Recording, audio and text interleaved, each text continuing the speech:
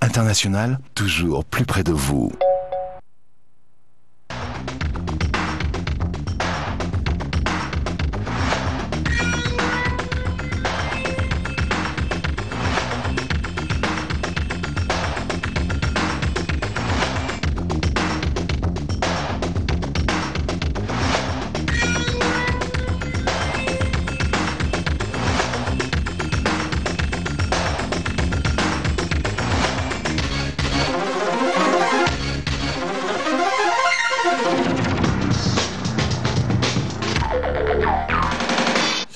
Bonjour, encore un autre attentat sur le territoire camerounais, dans la région de l'extrême nord, plus précisément du côté de Mora. On parle d'environ 5 morts. Plus de précision dans cette émission avec notre correspondant permanent du côté de Maroua, Aminou.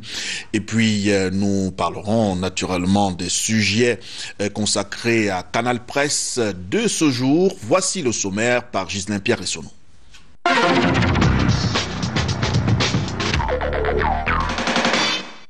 Démocratie déclamatoire, le Burkina Faso nous parle de nouveau.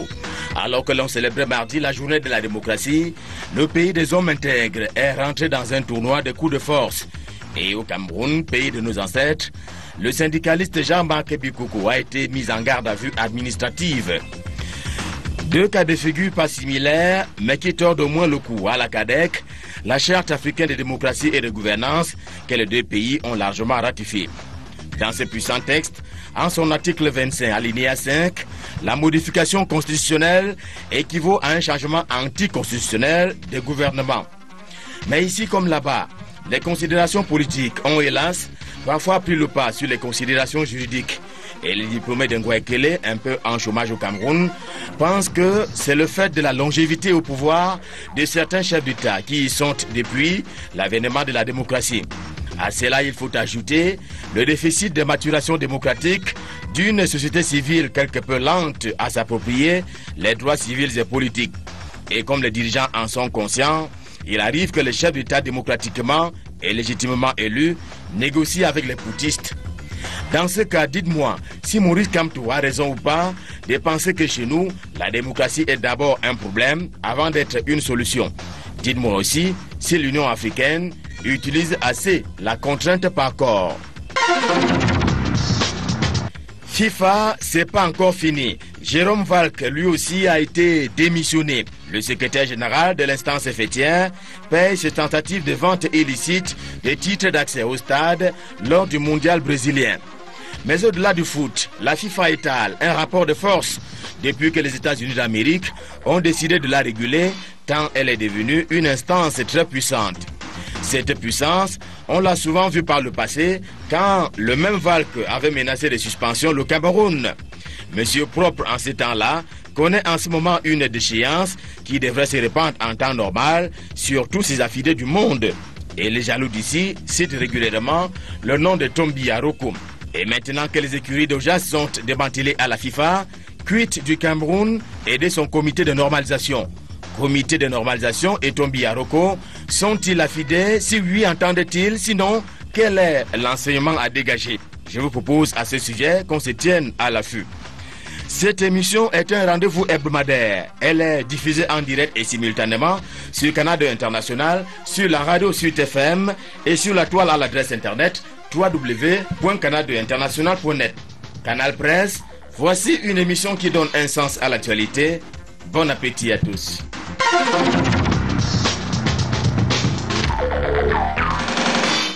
Merci Ghislain Pierre Essonneau. Tout de suite, nous allons dans la région de l'extrême nord du pays, plus précisément à Maroua, retrouver notre correspondant de ce côté. On l'annonçait, un autre attentat, 10e du genre sur le territoire camerounais. Aminou, notre correspondant qui se trouve du côté de Maroua. Aminou, qu'est-ce qui s'est-il passé ce matin du côté de Mora?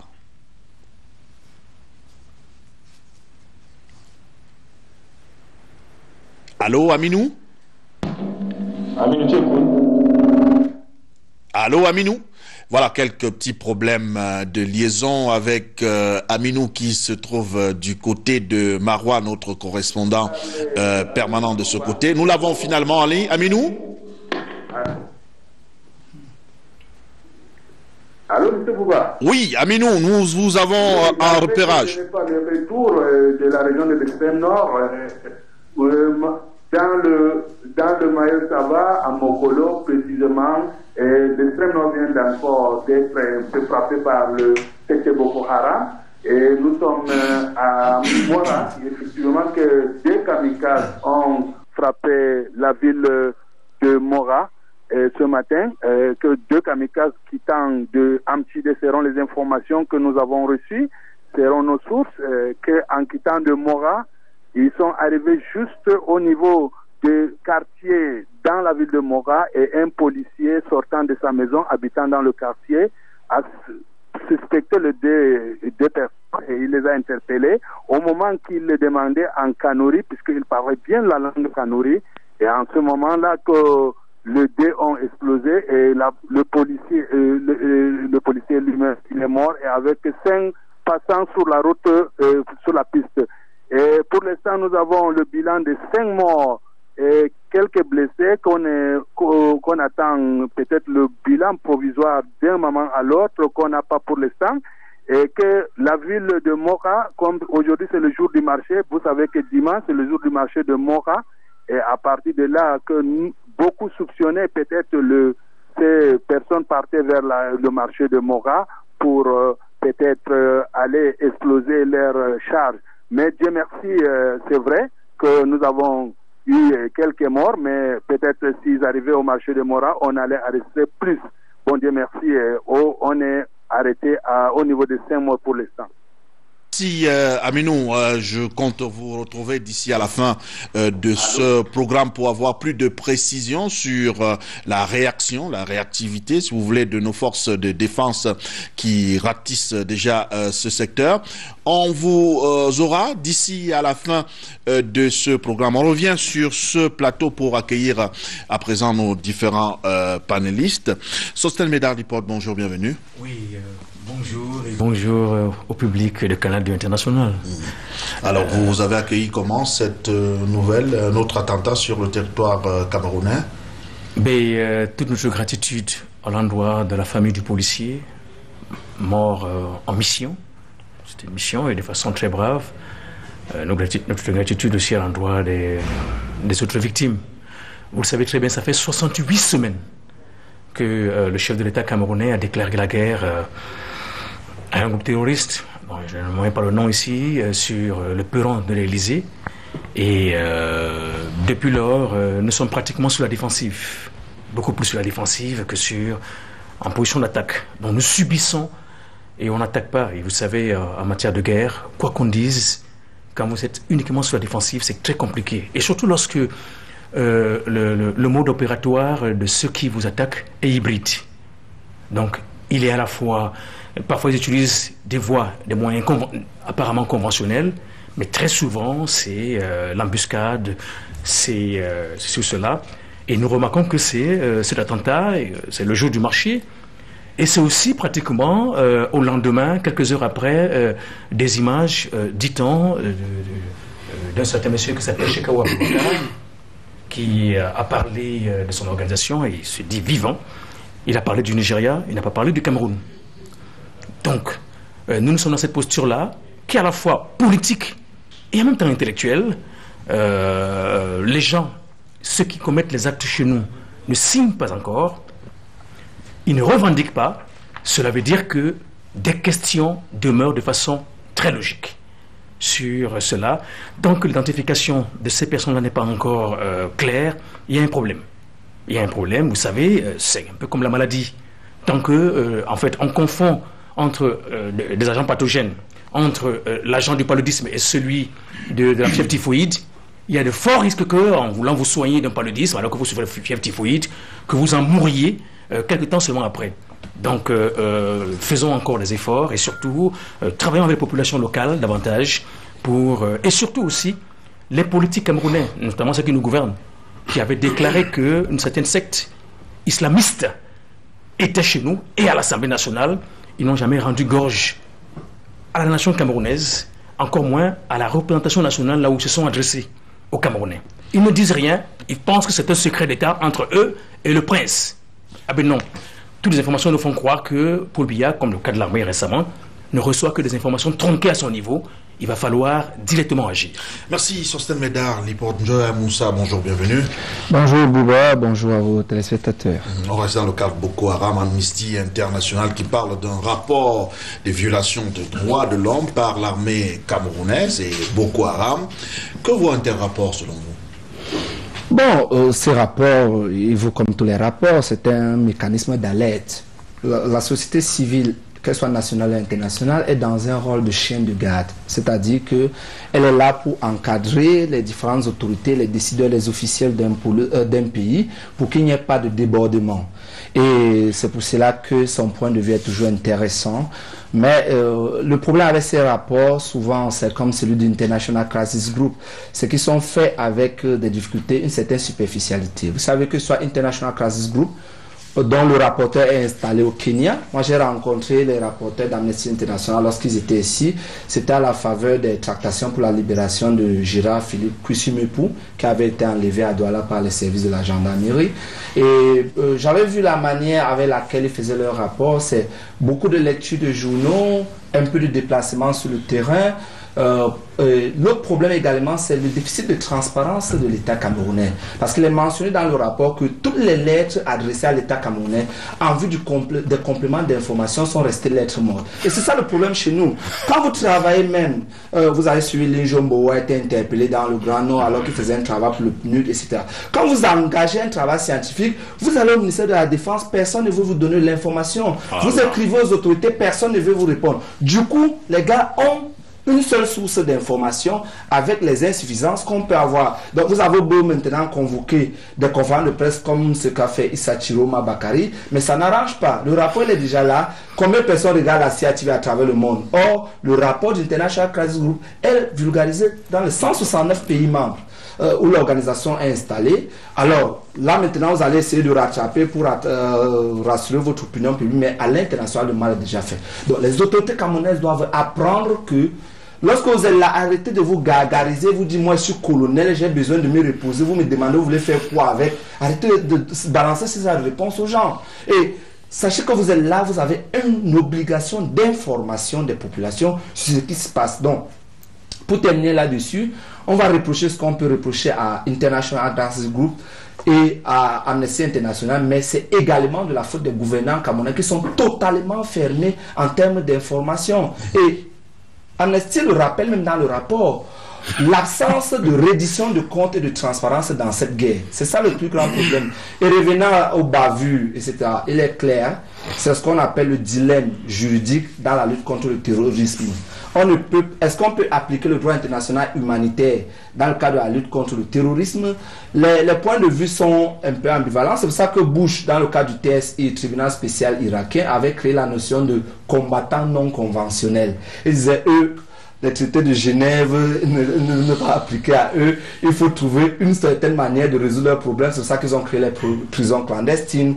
On a eu ce qu'on a eu à Abu Ghraib et consorts, mais est-ce que c'est efficace? Jusqu'à présent, ce n'est pas efficace. Donc, sur ce plan-là, il faut revoir, comme disait Sosten tout à l'heure, la réponse, il faut beaucoup analyser, mais pour que nous, pour qu'on fasse notre travail d'analyse, il faudrait qu'on arrête de nous appréhender chaque fois qu'on est sur le terrain pour les enquêtes scientifiques. Merci Njoya Moussa. Jean-François Mebenga, bonjour, bienvenue.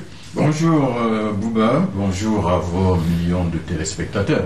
Du retour de son voyage, le président de la République a signé d'autres décrets, parmi lesquels les nouveaux recteurs nommés dans les universités d'État. Qu'est-ce que ça peut changer selon vous dans le fonctionnement de ces universités d'État? Mais ce que ça change, c'est qu'il faut apporter un nouvel encadrement les universités, il faut changer de temps en temps d'hommes et puis de temps en temps également il faut tenir compte des compétences académiques, n'est-ce pas, des enseignants. C'est-à-dire qu'il peut arriver qu'un jour, qu'à un moment donné, qu'un professeur de lettres se retrouve doyen, enfin, ça peut arriver, hein. Un professeur de lettres se retrouve doyen d'une faculté de sciences. Donc il y a parfois ces erreurs-là dont il y a des corrections à apporter. Il y a qu'il faut renouveler l'encadrement. Il y a également qu'il faut promouvoir des gens qui tirent vers la fin de leur carrière, des gens qui sont compétents, etc. etc. Donc, laisser des nouveaux esprits s'exprimer au profit, n'est-ce pas, de nos universités. C'est pas valable pour le gouvernement aussi, ce changement-là. Pour le gouvernement, vous savez, l'université, c'est là que nos jeunes doivent acquérir des connaissances, le savoir. Bon, maintenant, au niveau du gouvernement, c'est d'abord une affaire politique. Et celui qui évalue le gouvernement, c'est le président de la République. Tout comme l'université. L'université, c'est également politique. Celui qui évalue, c'est le président. Je crois que d'abord, on privilégie la science. On ne privilégie pas la politique. La nomination est discrétionnaire, c'est le chef de l'État. Donc, au niveau du gouvernement, c'est pas la science. Il s'agit du gouvernement du président de la République, du gouvernement de la République. Il y a quelqu'un qui évalue ce gouvernement et celui qui connaît, n'est-ce pas, les critères de choix, celui qui sait s'il y a un cahier de charges, etc. Donc, à partir de ces critères qui nous échappent, n'est-ce pas, nous autres observateurs, et à partir de là, c'est à ce moment-là qu'il peut manier le gouvernement. Donc, vraiment, dans la rue, on peut crier, parce que chacun a sa tendance, on préfère un tel à tel autre, mais il y a une seule personne qui décide pour le gouvernement, c'est le président de la République. Tout comme d'ailleurs pour l'université, c'est le président de la République, je vous apprends rien. On accueille le quatrième invité, Roger Chantal Tuller. Bonjour, bienvenue. Bonjour, Bouba. Avec vous, on parle encore, je sais que vous n'aimez pas bien quand on en reparle, on parle de décret du chef de l'État, cette fois qui fixe les salaires des maires et délégués du gouvernement. C'est une bonne nouvelle. Est-ce que les délégués du gouvernement et les maires étaient aussi mal lotis que ça? La première bonne nouvelle, c'est qu'on ne félicite pas assez les gens de leur vivant. Je voulais vous féliciter chaleureusement pour le travail que vous faites. Un correspondant de Marois pour l'instantané, l'attentat eu la nuit, vous avez déjà quelqu'un sur place qui nous dit clairement de quoi il s'agit. C'est important. C'est important parce que les Jeux africains viennent de s'achever et on a vécu cela à la CRTV comme un événement de seconde zone, alors même que les Camerounais étaient représentés et ont engrangé un certain nombre de médailles. Je vous félicite parce que dans mon quartier, on est resté sans lumière. Je suis de Bima 6, au Sénégal, il porte aussi, parce qu'un transformateur a explosé. Et il y a 2 jours, on a distribué les factures d'électricité. Désormais, on demande aux gens de mettre les plans de leur maison et leur nom avant de payer la facture. Alors, je reçois une facture d'électricité de 45 000 au lieu de 19 000 que je paye coutumièrement. Et je me déplace pour la Sonnelle pour m'enquérir de pourquoi 45 000 alors que je paye 19 000. Et à la Sonnelle, on me dit non, votre cas particulier va être étudié parce qu'on ne veut pas que vous en parliez à Canal 2. Voilà pourquoi je voulais vous féliciter. Et voilà la facture dont je parle. Voilà la facture dont je parle où c'est écrit 45 000. Je ne sais pas si on peut faire un gros plan. Alors à la Sonnelle, on dit il faut baisser rapidement sa facture parce qu'il peut en parler à Canal 2. Ça veut dire que vous êtes désormais le média le plus écouté au Cameroun. Ça veut dire que vous faites aussi dans le social. Je voulais peut-être, avec votre permission, rentrer maintenant sur les salaires des maires pour dire que, à mon sens, c'était une stupidité de ne pas leur en donner et d'en arrêter quelques-uns pour détournement de deniers publics, de fonds publics. Parce que il n'y a pas le système de bénévolat au Cameroun. Je peux en parler, je dirigeais une liste au municipal à Yaoundé 6e pendant les dernières municipales avec tous les tripatouillages que chacun a connus.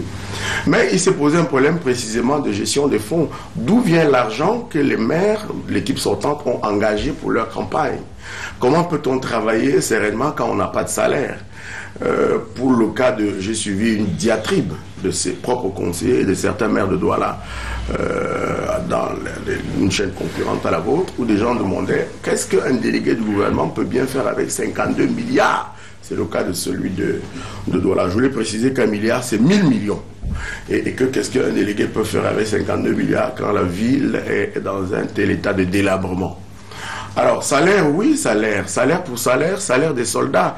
Quelqu'un félicitait le policier, se penchait sur la mémoire de ce policier qui tombait. C'est le cas de dire que aucun terme n'est exact aujourd'hui, pardon François, pour expliquer la kleptocratie qui a été installée en mode de gestion au Cameroun. Il faut en parler.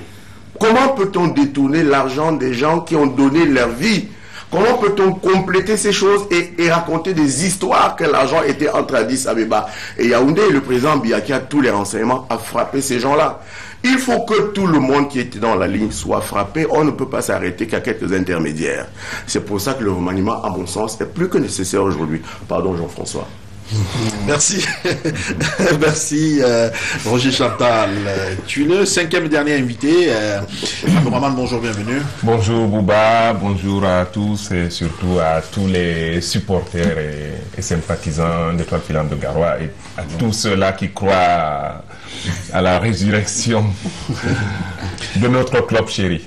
Je précise que c'est le président de l'Étoile Filante de Garoua. La précision en vaut la peine parce que quelque part, à un niveau où ce titre lui était contesté, il a été rétabli dans ses droits. Il est bel et bien le président de l'Étoile Filante de Garoua. Avec vous, on parle sport. Lions indomptables, plus précisément, un match amical prévu entre le Cameroun et le Nigeria pour le 10 octobre prochain. Mais ce match connaît quelques problèmes. Au motif, le président du comité de normalisation, le professeur Joseph Rona, dit vouloir voir clair sur cette affaire, alors que l'entraîneur et même le secrétaire général en congé, par ailleurs candidat à la présidence de la FECAFOOT, aurait attribué les droits négociation de cette rencontre à un particulier.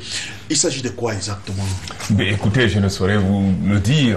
En congé, déjà, vous avez dit quelqu'un qui est mis en congé administratif, qui n'est plus censé être à la fédération et travailler pour la fédération pendant la période électorale et tout. Mais il y est, il prend des décisions. Ça veut dire que déjà, il y a un problème. Mais ce qui se passe montre un peu l'amateurisme et la confusion qui règne à la fédération depuis que le comité de normalisation est là. Il y a des procédures qui sont en place. Comment est-ce qu'on valide un match amical? Vous avez des demandes. Généralement, soit nous avons un agent de match agréé qui négocie et qui vient vers nous et dire que bon, écoutez, il y a tel match. Et, ou bien, c'est quand il n'y a pas d'agent direct qui travaille avec nous, il y a des fédérations qui nous contactent ou les agents de ces fédérations-là. Alors, une fois la fédération saisie, la première personne qui est mise au courant de cette proposition, c'est l'entraîneur sélectionneur. Il doit d'abord donner, c'est l'aspect sportif qui est privilégié. Il doit donner son avis et dès qu'il donne son avis technique, il dit oui, bon écoutez, ou bien non, ou bien sous certaines réserves, moi je peux aller jouer en Chine, mais si vous me mettez toutes les places en classe affaires, si vous mettez en place telle condition, et à partir de là, le président de la fédération peut donc donner l'accord de négocier les conditions, le contrat et tout, et éventuellement, entre-temps, on informe le capitaine de l'équipe nationale. On lui dit, voilà, l'entraîneur vient de marquer son accord pour tel match amical, pour telle chose. Et comme ça, lui, il peut en parler déjà avec ses coéquipiers. Et une fois les conditions remplies, le contrat prêt à signer, là, c'est l'administration. Le président de l'administration, le secrétaire général s'assure que tout est bien et là le président peut signer le contrat et une fois que le contrat est signé, on peut donc officialiser le match amical en écrivant à la FIFA qui va mettre ça sur son site et puis tout le monde sera au courant et ça devient officiel. Mais quand le président du comité de normalisation dit qu'il veut voir clair, qu'est-ce qu'il veut voir? Ça veut dire qu'à la fédération, chacun fait ce qu'il veut.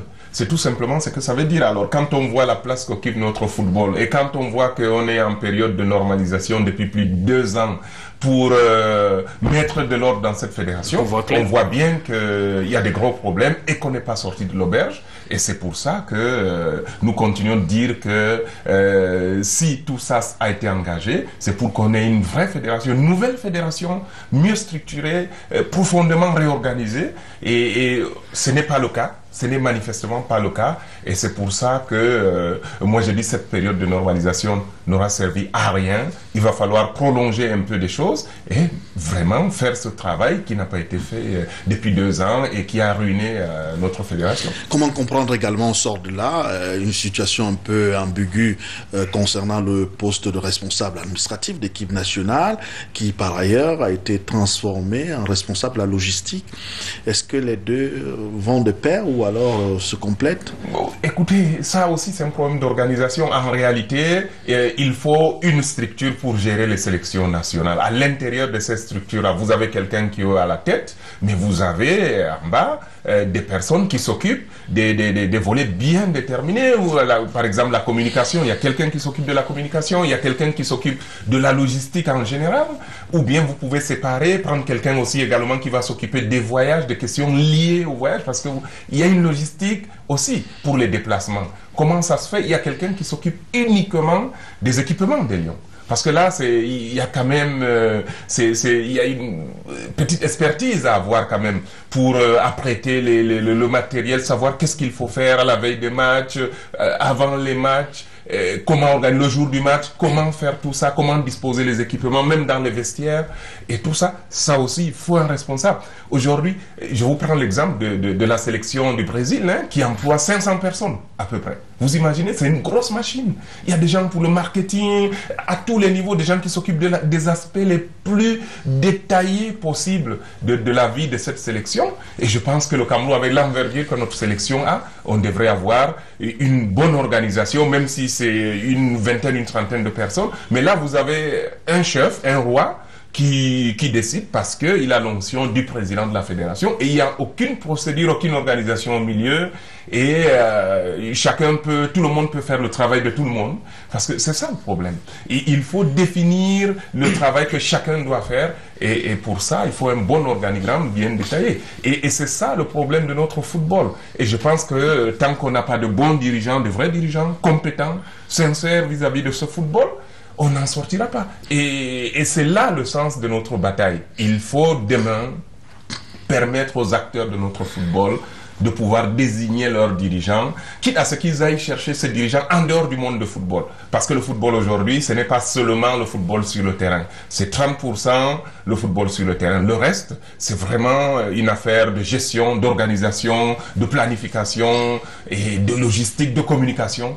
Et pour ça, on n'a pas besoin d'avoir été sur le terrain ou même d'avoir regardé un match de football à la télé pour pouvoir faire cela. Vous allez trouver des gens à la FIFA qui n'ont jamais, avant leur arrivée à la FIFA, qui n'avaient jamais auparavant regardé même un match de foot à la télé, mais qui sont efficaces dans ce qu'ils font. Le responsable en charge des questions administratives des équipes nationales mises en cause, quant à lui, dit à qui veut l'entendre, qui bénéficie du soutien du haut-lieu.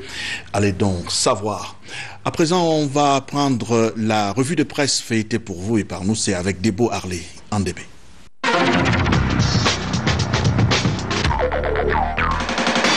Deux bougies pour éclairer les corps meurtris de Kolfata, frappés à nouveau en plein cœur par 2 attentats le week-end dernier. Baoba le reprend si bien pour évoquer ce double attentat qui a coûté la vie à 11 personnes, faisant une vingtaine de blessés.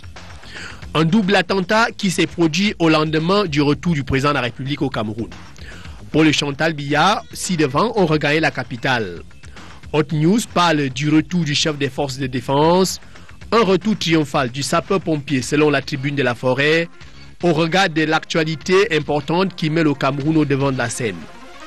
Mutation en faisait déjà écho, parlant d'un pays orphelin de son président. Ces absences répétées de Paul Biya paralysent le fonctionnement de l'appareil de l'État. La marche des casques bleus de retour de SCA dans les artères de Yaoundé en est une illustration parfaite.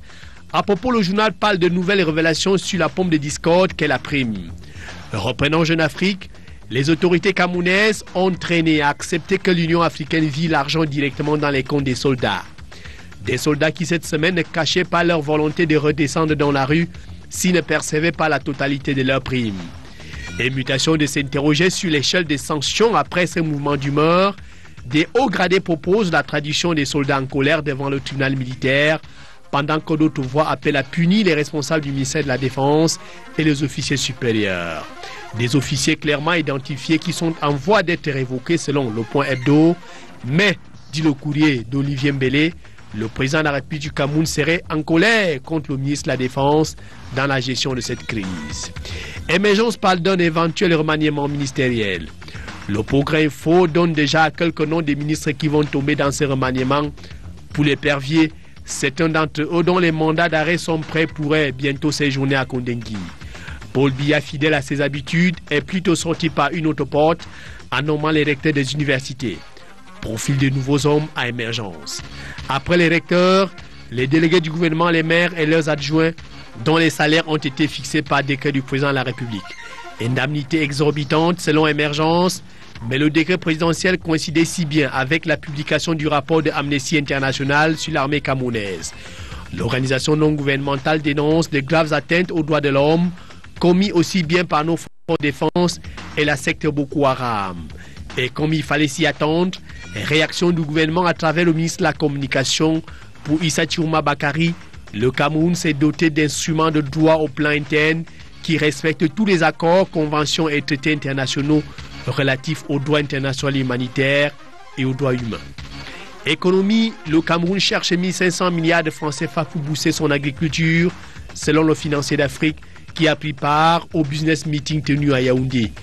De l'argent pour financer le plan national d'investissement agricole adopté en avril 2014 et dont le coût s'élève à 3 551 milliards de francs CFA sur la période 2014-2020. Pendant ce temps, 2800 milliards sont en souffrance à la caisse autonome d'amortissement, montant de dettes contractées et non consommées par le Cameroun qui poursuit pourtant son processus d'endettement frénétique. La Sonara, elle, réclame près de 2000 milliards à l'État du Cameroun, montant représentant ce que cette société de raffinage a dépensé pendant plus de 5 ans pour gérer les pénuries des produits pétroliers à la pompe durant des périodes de crise. Et des chiffres enfin à notre santé, 30 milliards dépensés pour l'achat des moustiquaires imprégnés, plus de 30 millions de ces moustiquaires ont été distribués depuis 2002. Pour notre consoeur, il y a rupture du traitement du paludisme grave chez l'enfant depuis 6 mois. 6 mois, un peu plus, voire des années que la qualité du service est redescendue au plus bas dans la fourniture des services sociaux. Le sujet préoccupe Repère, qui s'intéresse à ces sociétés censées servir les populations, mais qui incitent à la révolte. Il est de l'eau, de l'électricité, du logement, du téléphone et Internet, du transport aérien. Un désamour semble désormais consommer entre les consommateurs et les producteurs des biens et services. Des amours consommés entre la société civile et l'administration depuis la mise aux arrêts de Jean-Marc Bikoko au cours d'une réunion sur l'alternance au Cameroun, réunion interdite à Yaoundé par l'autorité administrative. Le point focal de la dynamique citoyenne et ses membres restent en garde à vue administrative justement à Yaoundé, selon Mutation qui parle d'un probable retour de Samuel Eto'o en sélection. Question centrale. Question centrale également au journal Investigation de Nyassa Soleil. Où est le canon? Le club le plus titré du Cameroun reste en première division, mais toute la question reste qui a tué l'espoir du Cameroun? Et on pourrait alors poser la même question au Burkina Faso, qui a tué la révolution au pays des hommes intègres, secoué par un coup d'État depuis le milieu des semaines. Des militaires putschistes ont annoncé la destitution du président et la dissolution des institutions de transition. Et après la transition justement, place au débat et à dimanche.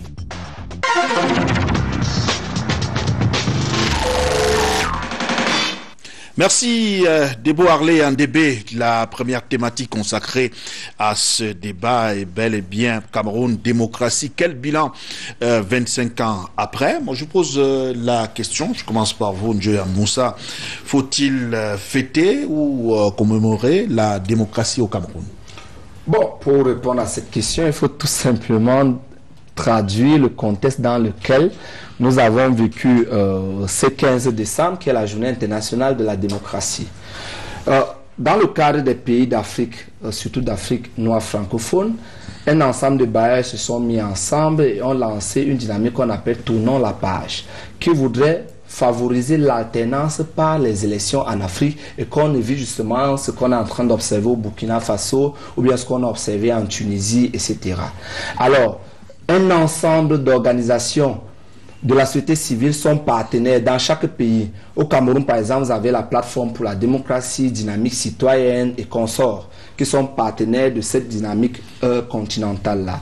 Alors, le 15 décembre, justement, à la faveur de la Journée internationale de la démocratie, Jean-Marc Bikoko, président du réseau des organisations de la société civile, dynamique citoyenne, a convoqué un atelier au Palais de Sport pour sensibiliser ses membres et leur faire savoir que voici ce que nous avons signé comme accord au niveau international et le plan d'action pour l'année à venir concernant la journée tournant la page. Alors, il devait avoir deux intervenants, Hilaire Kamga et Mathias Eric Ounangini, qui devaient entretenir les gens sur la problématique de la démocratie et de l'alternance par les urnes au Cameroun. Et pendant qu'ils s'apprêtaient à commencer l'atelier à 10h30, vous avez 200 gendarmes qui sont arrivés, on ne sait d'où, ils ont bloqué l'entrée du palais de sport, ils ont dit que ça ne doit pas avoir lieu, qu'on les a informés qu'il y aura une marche pour dire à Paul Biya de partir du pouvoir. Les gars disent, mais c'est un atelier. Après explication, les gendarmes ont permis qu'ils entrent dans la salle. Ils ont commencé l'atelier, votre collègue Ebole Bola en était le modérateur, M. Jean-Marc Bikoko a fait les précisions, Eric Ounangini a commencé son intervention. Le sous-préfet a débarqué dans la salle, disant que sur son territoire de commandement, le sous-préfet de Yaoundé 2e, on ne peut pas tenir une telle réunion qui parle de l'alternance au Cameroun. Alors, il a demandé aux gars de sortir, accompagné du délégué régional de la sécurité nationale, etc. Les gars ont dit, ne sortent pas, il y a eu des échanges.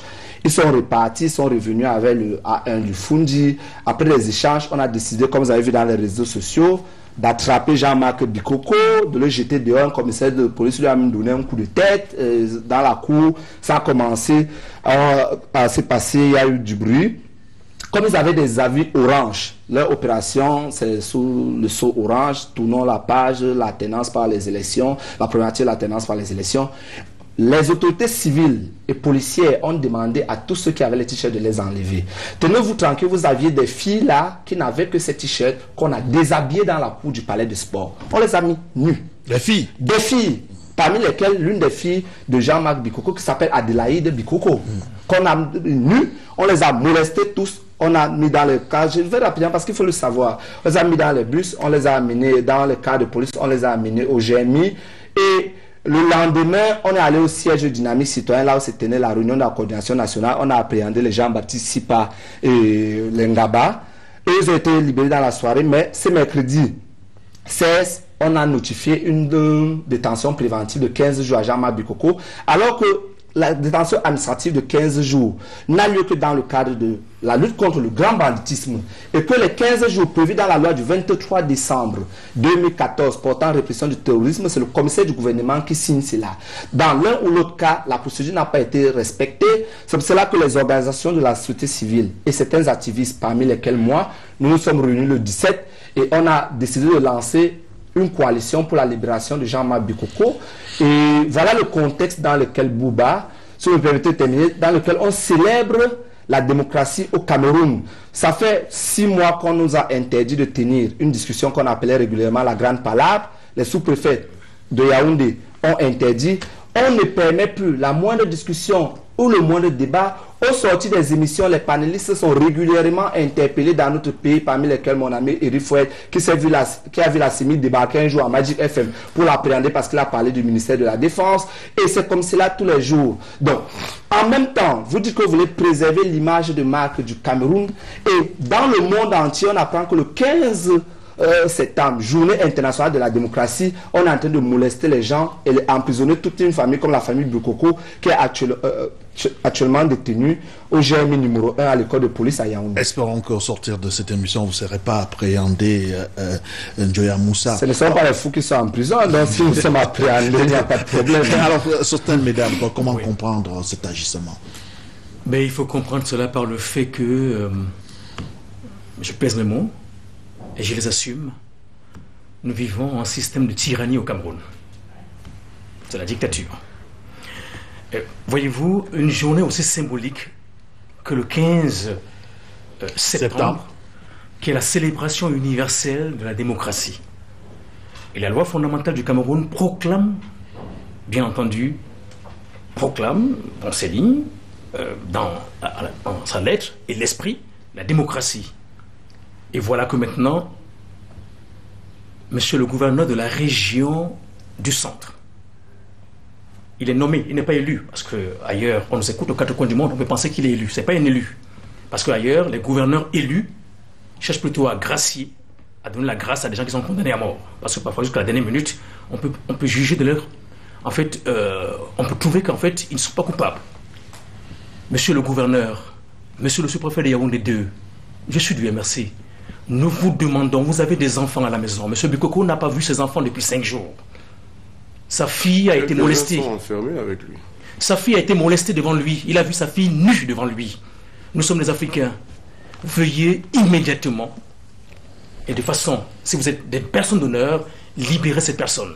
Sinon, allez rendre compte directement à Paul Biya de quoi il est question. Mais ça, c'est très grave ce qu'ils font. C'est une violation flagrante des lois de la République. Et il y a des séminaires chaque semaine à Yaoundé 2. Et des ateliers, vrai ou faux? Les ateliers ou les séminaires à l'université comme hors de l'université ne sont pas soumis au régime de la déclaration de réunion publique. Les ateliers se tiennent dans des restaurants, dans des salles de classe, à l'université, partout. Ce n'est pas soumis à ce type de régime. Et voilà donc des gens. C'est pourquoi nous, il y a quelques années, l'an dernier, nous avons condamné cette loi-là qu'ils ont fait passer sur la lutte contre le terrorisme. Pas parce qu'on est contre le terrorisme, au contraire, nous voulons nous battre contre cela au MRC, mais parce que c'était un amalgame, un fourre-tout. Et maintenant, ils utilisent des stratagèmes du genre, ce monsieur voulait marcher. Mais vous vous rendez compte, la marche est interdite. Monsieur le sous-préfet de Yaoundé 2, monsieur le gouverneur de la région du centre, des soldats ont marché à Yaoundé, vous n'avez pas levé votre moindre petit doigt. Okay. Soyez humains. D'accord, merci. Je crois que le message est passé. Est-ce que le tableau dressé par Sosten Medaliport, il n'est pas sombre, Jean-François Mbenga? Non, mais écoutez, je ne sais pas. Il n'est pas excessif? Est-ce que c'est à cela que se résume le bilan de 25 ans de démocratie au Cameroun? Je voudrais comprendre. Vous le résumez comment? Non, enfin, moi, je pense que ici il s'agit beaucoup plus... n'est-ce pas, d'un questionnement sur le niveau d'appropriation de la démocratie par les Camerounais que d'une énumération arithmétique des acquis du renouveau ou des... On va voir comment vous avez fait ça. Laissez-le parler, s'il vous plaît. Joya Moussa, s'il vous plaît. Laissez-le parler tout à l'heure. Vous avez parlé. Ou des faits divers, tel que celui-là. Je dis bien fait divers parce que je suis journaliste. Ça, c'est un fait divers. Pour vous, c'était un fait divers? Tout à fait. Alors, donc, je voudrais dire que quand on parle de démocratie, il ne faut pas oublier une chose. La démocratie, jusqu'à ce jour, est un idéal. Je ne sais pas où se trouvent les talons, où est le pays étalon de la démocratie.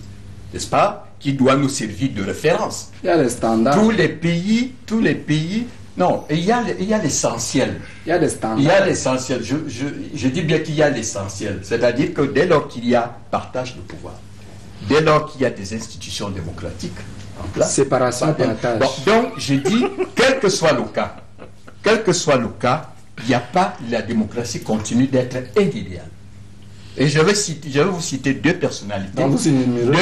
Je vais vous citer deux personnalités qui l'ont réaffirmé. C'est-à-dire, vous prenez Bertrand Russell, qui a créé le tribunal de Russell. Vous prenez Chomsky, qui a également reconnu que nous sommes toujours au stade de l'idéal. Jean-François, s'il vous plaît, pour vous aider, ne répondez pas aux questions pour ce que Sosten a dit, c'est de bonne guerre, n'est-ce pas? Parce que, en fait, le problème chez nous, c'est quoi? C'est-à-dire que on est opposant, n'est-ce pas? On ne propose pas d'alternative, mais on s'intéresse plutôt à l'alternance. Le MRC a proposé l'alternance, c'est ça l'affaire, n'est-ce pas, de l'opposition. Libérer Bikoko, c'est l'opposition. L'alternative, ça ne les regarde pas. Et maintenant, vous êtes dans le nouveau mouvement initié par Barack Obama, n'est-ce pas? C'est-à-dire le nouveau leadership africain. Dernièrement, Y'en a marre a reçu 100 millions de francs, vous le savez, de la fondation de Soros, le milliardaire. Il a reçu. Le problème est où? Bon, c'est pour dire justement que vous vous faites instrumentaliser par rapport à votre pays. Le RDP, c'est l'argent tous les jours. Vous vous faites instrumentaliser par des Occidentaux. Le RDP, c'est l'État. Alors, vous puisez dans les caisses de l'État. S'il vous plaît. Le discours de Sosten Meda, c'est limite. Le discours de Sosten, c'est limite à cela, c'est-à-dire à alternance, mais pas d'alternance. Vous devriez avoir la question. Vous pouvez donc imaginer tout ce qui peut être. Mais est-ce que vous êtes du MSC? Ok, s'il vous plaît. Vous n'êtes pas du MSC. Je ne connais pas du MSC. Jean-François. Moi, je parle de Sosten. Je ne m'adresse pas à vous. Moi, je parle de la démocratie et de Jean-François, vous terminez. Je ne parle pas de... Terminez, Jean-François, s'il vous plaît. Alors, je suis donc... Et vous serez sanctionné par le Camerounais. Si vous répondez, je suis donc en train de dire... Vous n'allez pas aller au bout de votre pensée. Les Camerounais vont vous sanctionner. S'il vous plaît. Je dis donc que nous sommes en démocratie. 25 ans après, le Cameroun a fait un grand pas, n'est-ce pas, par rapport à d'autres pays, mais le Cameroun reste à l'école de la démocratie. Donc ici, je crois que si on dit que la démocratie continue d'être un idéal, c'est l'affaire, ça veut dire qu'il y a encore du chemin à parcourir. Donc, pas de faux démocrates, pas de démagogues, c'est des gens qui n'ont aucune culture démocratique, qui veulent critiquer, qui veulent être des censeurs, n'est-ce pas, de la démocratie. Ça prête effectivement à confusion. Alors, Roger Chantiatu, sur la question, s'il vous plaît, des droits de l'homme, est-ce qu'on peut dire que les droits de l'homme sont respectés au Cameroun? D'abord, on parlait de célébration. Voilà. Peut-on célébrer la démocratie? Dans le dictionnaire français, célébrer veut dire se réjouir des avancées. Manifester. Se réjouir de ce qui a été fait de bénéfique, de positif. On parle de commémoration quand on parle de se souvenir des 25 ans que nous avons, soi-disant, pensé démocratique au Cameroun. Dans mon sens, je pense qu'il s'agit davantage de commémoration, c'est-à-dire se souvenir que pendant 25 ans, nous avons essayé d'être démocrates. Alors, plantons le décor dans... Nous avons essayé d'être démocrates. Est-ce que nous avons réussi? En parlant sur deux pôles. Le premier, il me semble... Jean-François, on est obligé d'en parler. Le RDPC est le parti au pouvoir. Je peux en parler d'autorité, j'y étais, et une partie des incompréhensions qu'ont décidé la plupart des cadres, comme moi, comme les autres, à partir de ce parti-là, c'était précisément du fait du toilettage des textes et des pratiques à l'intérieur. Bouba, tu permettras que je m'étende un peu. Une disposition du RDPC qui est Rassemblement démocratique du peuple camerounais. J'en parle parce que c'est l'initiateur de la démocratie, soi-disant, au Cameroun. Une disposition dit que le président national est le candidat naturel à toutes les élections présidentielles. C'est difficile quand on pense être l'initiateur de la démocratie de dire qu'il n'y aura pas de débat. Le président national est le candidat naturel à toutes les élections. L'autre disposition, chaque fois qu'il y a une réunion à l'Assemblée nationale, tu le sais François, on réunit tous les députés du RDPC au Palais des Congrès et on leur dit, vous allez voter tant. C'est au nom de la discipline du parti. Qu'est-ce que vous voulez démontrer, Roger? Je suis en train de démontrer que le parti qui a initié la démocratie, qu'à son intérieur, il est difficile de penser qu'il y a démocratie, même à son intérieur. C'est pour ça que je disais que vous allez permettre que je parle de deux pôles. Vous voulez peut-être que je m'arrête là, mais je voulais m'allonger sur une autre histoire que Jean-François connaît certainement. Terminez donc alors sur cette histoire. Pas encore. Je voulais parler également de l'opposition de quelques-uns. Cette histoire, elle est une histoire simple. Un jour, il y a une réunion, vous voyez, je vais très vite, une réunion du RDPC à laquelle j'assiste, heureusement. Je suis porteur de sac de quelqu'un qui était un pont du parti à l'époque, il est mort maintenant, il s'appelait Marazil. Et il faut la nuit, parce qu'il y a des grands messes la nuit pour choisir le président national. Ça ne se passe pas le jour quand vous regardez le grand folklore là, et on dit on va choisir le président Biya. On dit qui va l'annoncer? On dit c'est Madeleine Bono Samba qui va l'annoncer. Alors on s'est réunis et le matin au Palais des Congrès, tout le monde sait que c'est Bono Samba qui va dire je propose au candidat Paul Biya. Alors à cette réunion là, la grande réunion, la grand-messe, la kermesse, Bono Samba justement pendant les assises lève la main et dit je propose le candidat Paul Biya. Et il y a M. Amajouda Adjoudi qui est là, qui lève la main, qui insiste. Et tout le monde ne regarde pas de ce côté-là parce qu'on pense qu'il va être candidat aussi. Et Mabazil dit, s'il y a d'autres candidatures, il lève la main, on ne va rien leur faire. En faisant un effort, sûrement de ne pas regarder Amajouda qui claquait du doigt. À la fin de la réunion, on lance Madame Phonique Françoise Antone Paul Biaïbo, il est le plus grand et le plus intelligent, et on annonce que c'est lui le candidat. Vous allez voir, le plus important, c'est à la sortie. À la sortie, Emma Basile s'approche d'Amadou Daoudi et lui dit, mais qu'est-ce que tu voulais me créer là? Tu veux ma tête? Tu étais candidat? Et Amadou a dit, non, j'essayais juste de dire que je suis d'accord avec le choix de M. On lui a même pas laissé la possibilité de dire qu'il était d'accord. Voilà le contexte, vous voulez chuter, voilà le contexte démocratique dans lequel ça peut être schématique, mais vous vivez malheureusement la même chose à l'intérieur du parti initiateur de la démocratie au Cameroun que chez ceux d'en face. Au SDF, il y a bien un article, c'est le 8.2 je crois, où il est interdit de s'opposer seulement à un seul propos du chairman. Là-bas, on dit chairman don't talk. On ne dit plus rien. Pour entrer sur la démocratie et ses fondements, c'est vraiment ma dernière phrase, pour dire qu'on parle d'alternance. Et c'est peut-être pour ça qu'on a cravaté M. Bikoko, on parle d'alternance. Mais l'alternance ne peut pas aller sans la jeunesse. Dans aucune équipe précisée par M. Biya, d'entrer au gouvernement, de sortir du gouvernement, vous n'avez eu un représentant réel des jeunes, même pour s'occuper de la jeunesse dans un ministère de la jeunesse. Est-ce que dans un tel contexte, on conjugue l'avenir au pluriel? On peut en douter, Bouba. Alors, apparemment, l'alternance constitue l'un des piliers de la démocratie. Est-ce que les conditions pour une alternance sereine sont réunies, selon vous, au Cameroun? Ben, écoutez, avant de répondre à cette question, j'aimerais revenir sur cet incident. À mon avis, on ne peut pas s'appuyer sur cet incident pour parler de démocratie. Moi, il est question de respect de droit, de respect de loi. Même la démocratie, ça a été codifié. Ça a été codifié. Nous avons des lois, nous nous sommes entendus sur un ensemble de règles. Et je pense qu'il est quand même impératif et il est absolument indispensable que tout le monde respecte ces règles. Alors, je ne sais pas si M. Bikoko avait le droit d'être là où il était et de faire ce qu'il faisait. Moi, je pense que c'est ce qu'il faut regarder.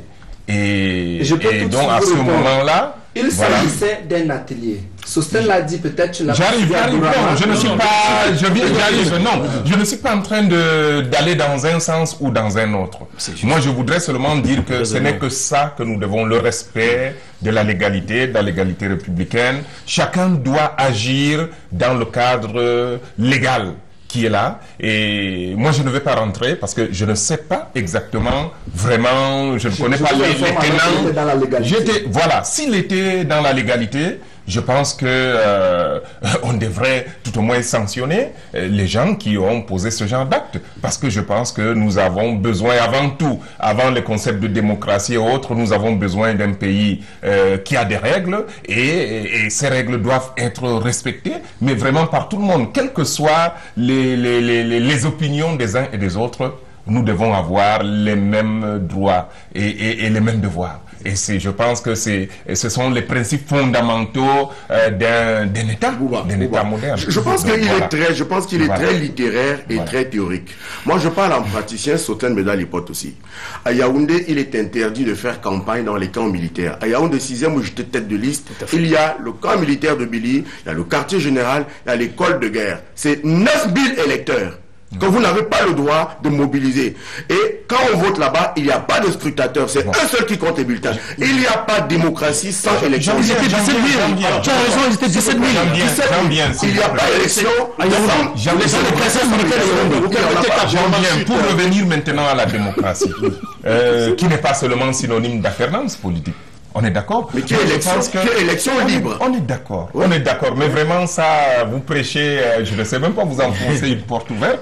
Parce que. Donc, je voulais préciser à Abdourahmane que le remaniement sera pour bientôt, donc. Je vais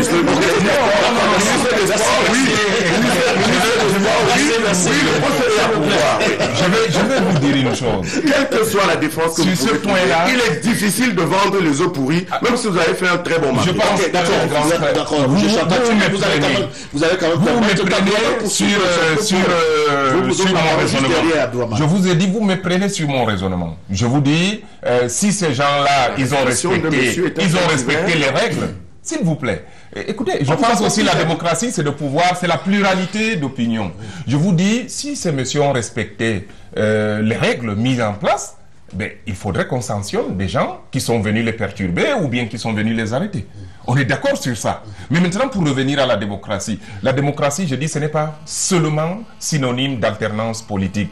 La démocratie, oui, on a dit que c'est un processus. Et je ne pense pas, aujourd'hui, est-ce que nous allons évaluer le niveau du Cameroun ou l'avancée, ou le niveau d'avancée du Cameroun, mais moi, je regarde seulement. Je vois que aujourd'hui, il n'y a pas de parti politique. Tu as besoin de lunettes pour regarder. S'il vous plaît. Terminez, on ne va pas faire ça. Parce que pour faire une bonne démocratie, je pense qu'il faut avoir une société prête pour la démocratie. Il faut travailler la société camerounaise. Il faut que cette société ait une vraie culture politique. C'est le rôle de qui? C'est d'abord le rôle des partis politiques. C'est la responsabilité des partis politiques. Après, vous avez la société civile, les autres organisations qui tournent autour. Et je pense que tout ça est important.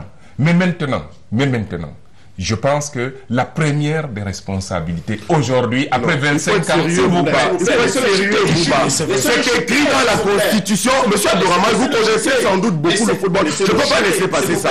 C'est écrit dans la Constitution, les partis politiques concours à l'expression du suffrage universel. Ce n'est pas écrit éduque le population. Vous n'avez pas lu ça. Vous n'avez pas lu ça. Modifier cette constitution. Écoutez, je vais chuter sur ce plan. Très rapidement. Mais l'expression, comment on concourt à l'expression de la démocratie ou des opinions? Comment on concourt? En faisant des séminaires tels que celui qui a été interdit. Justement.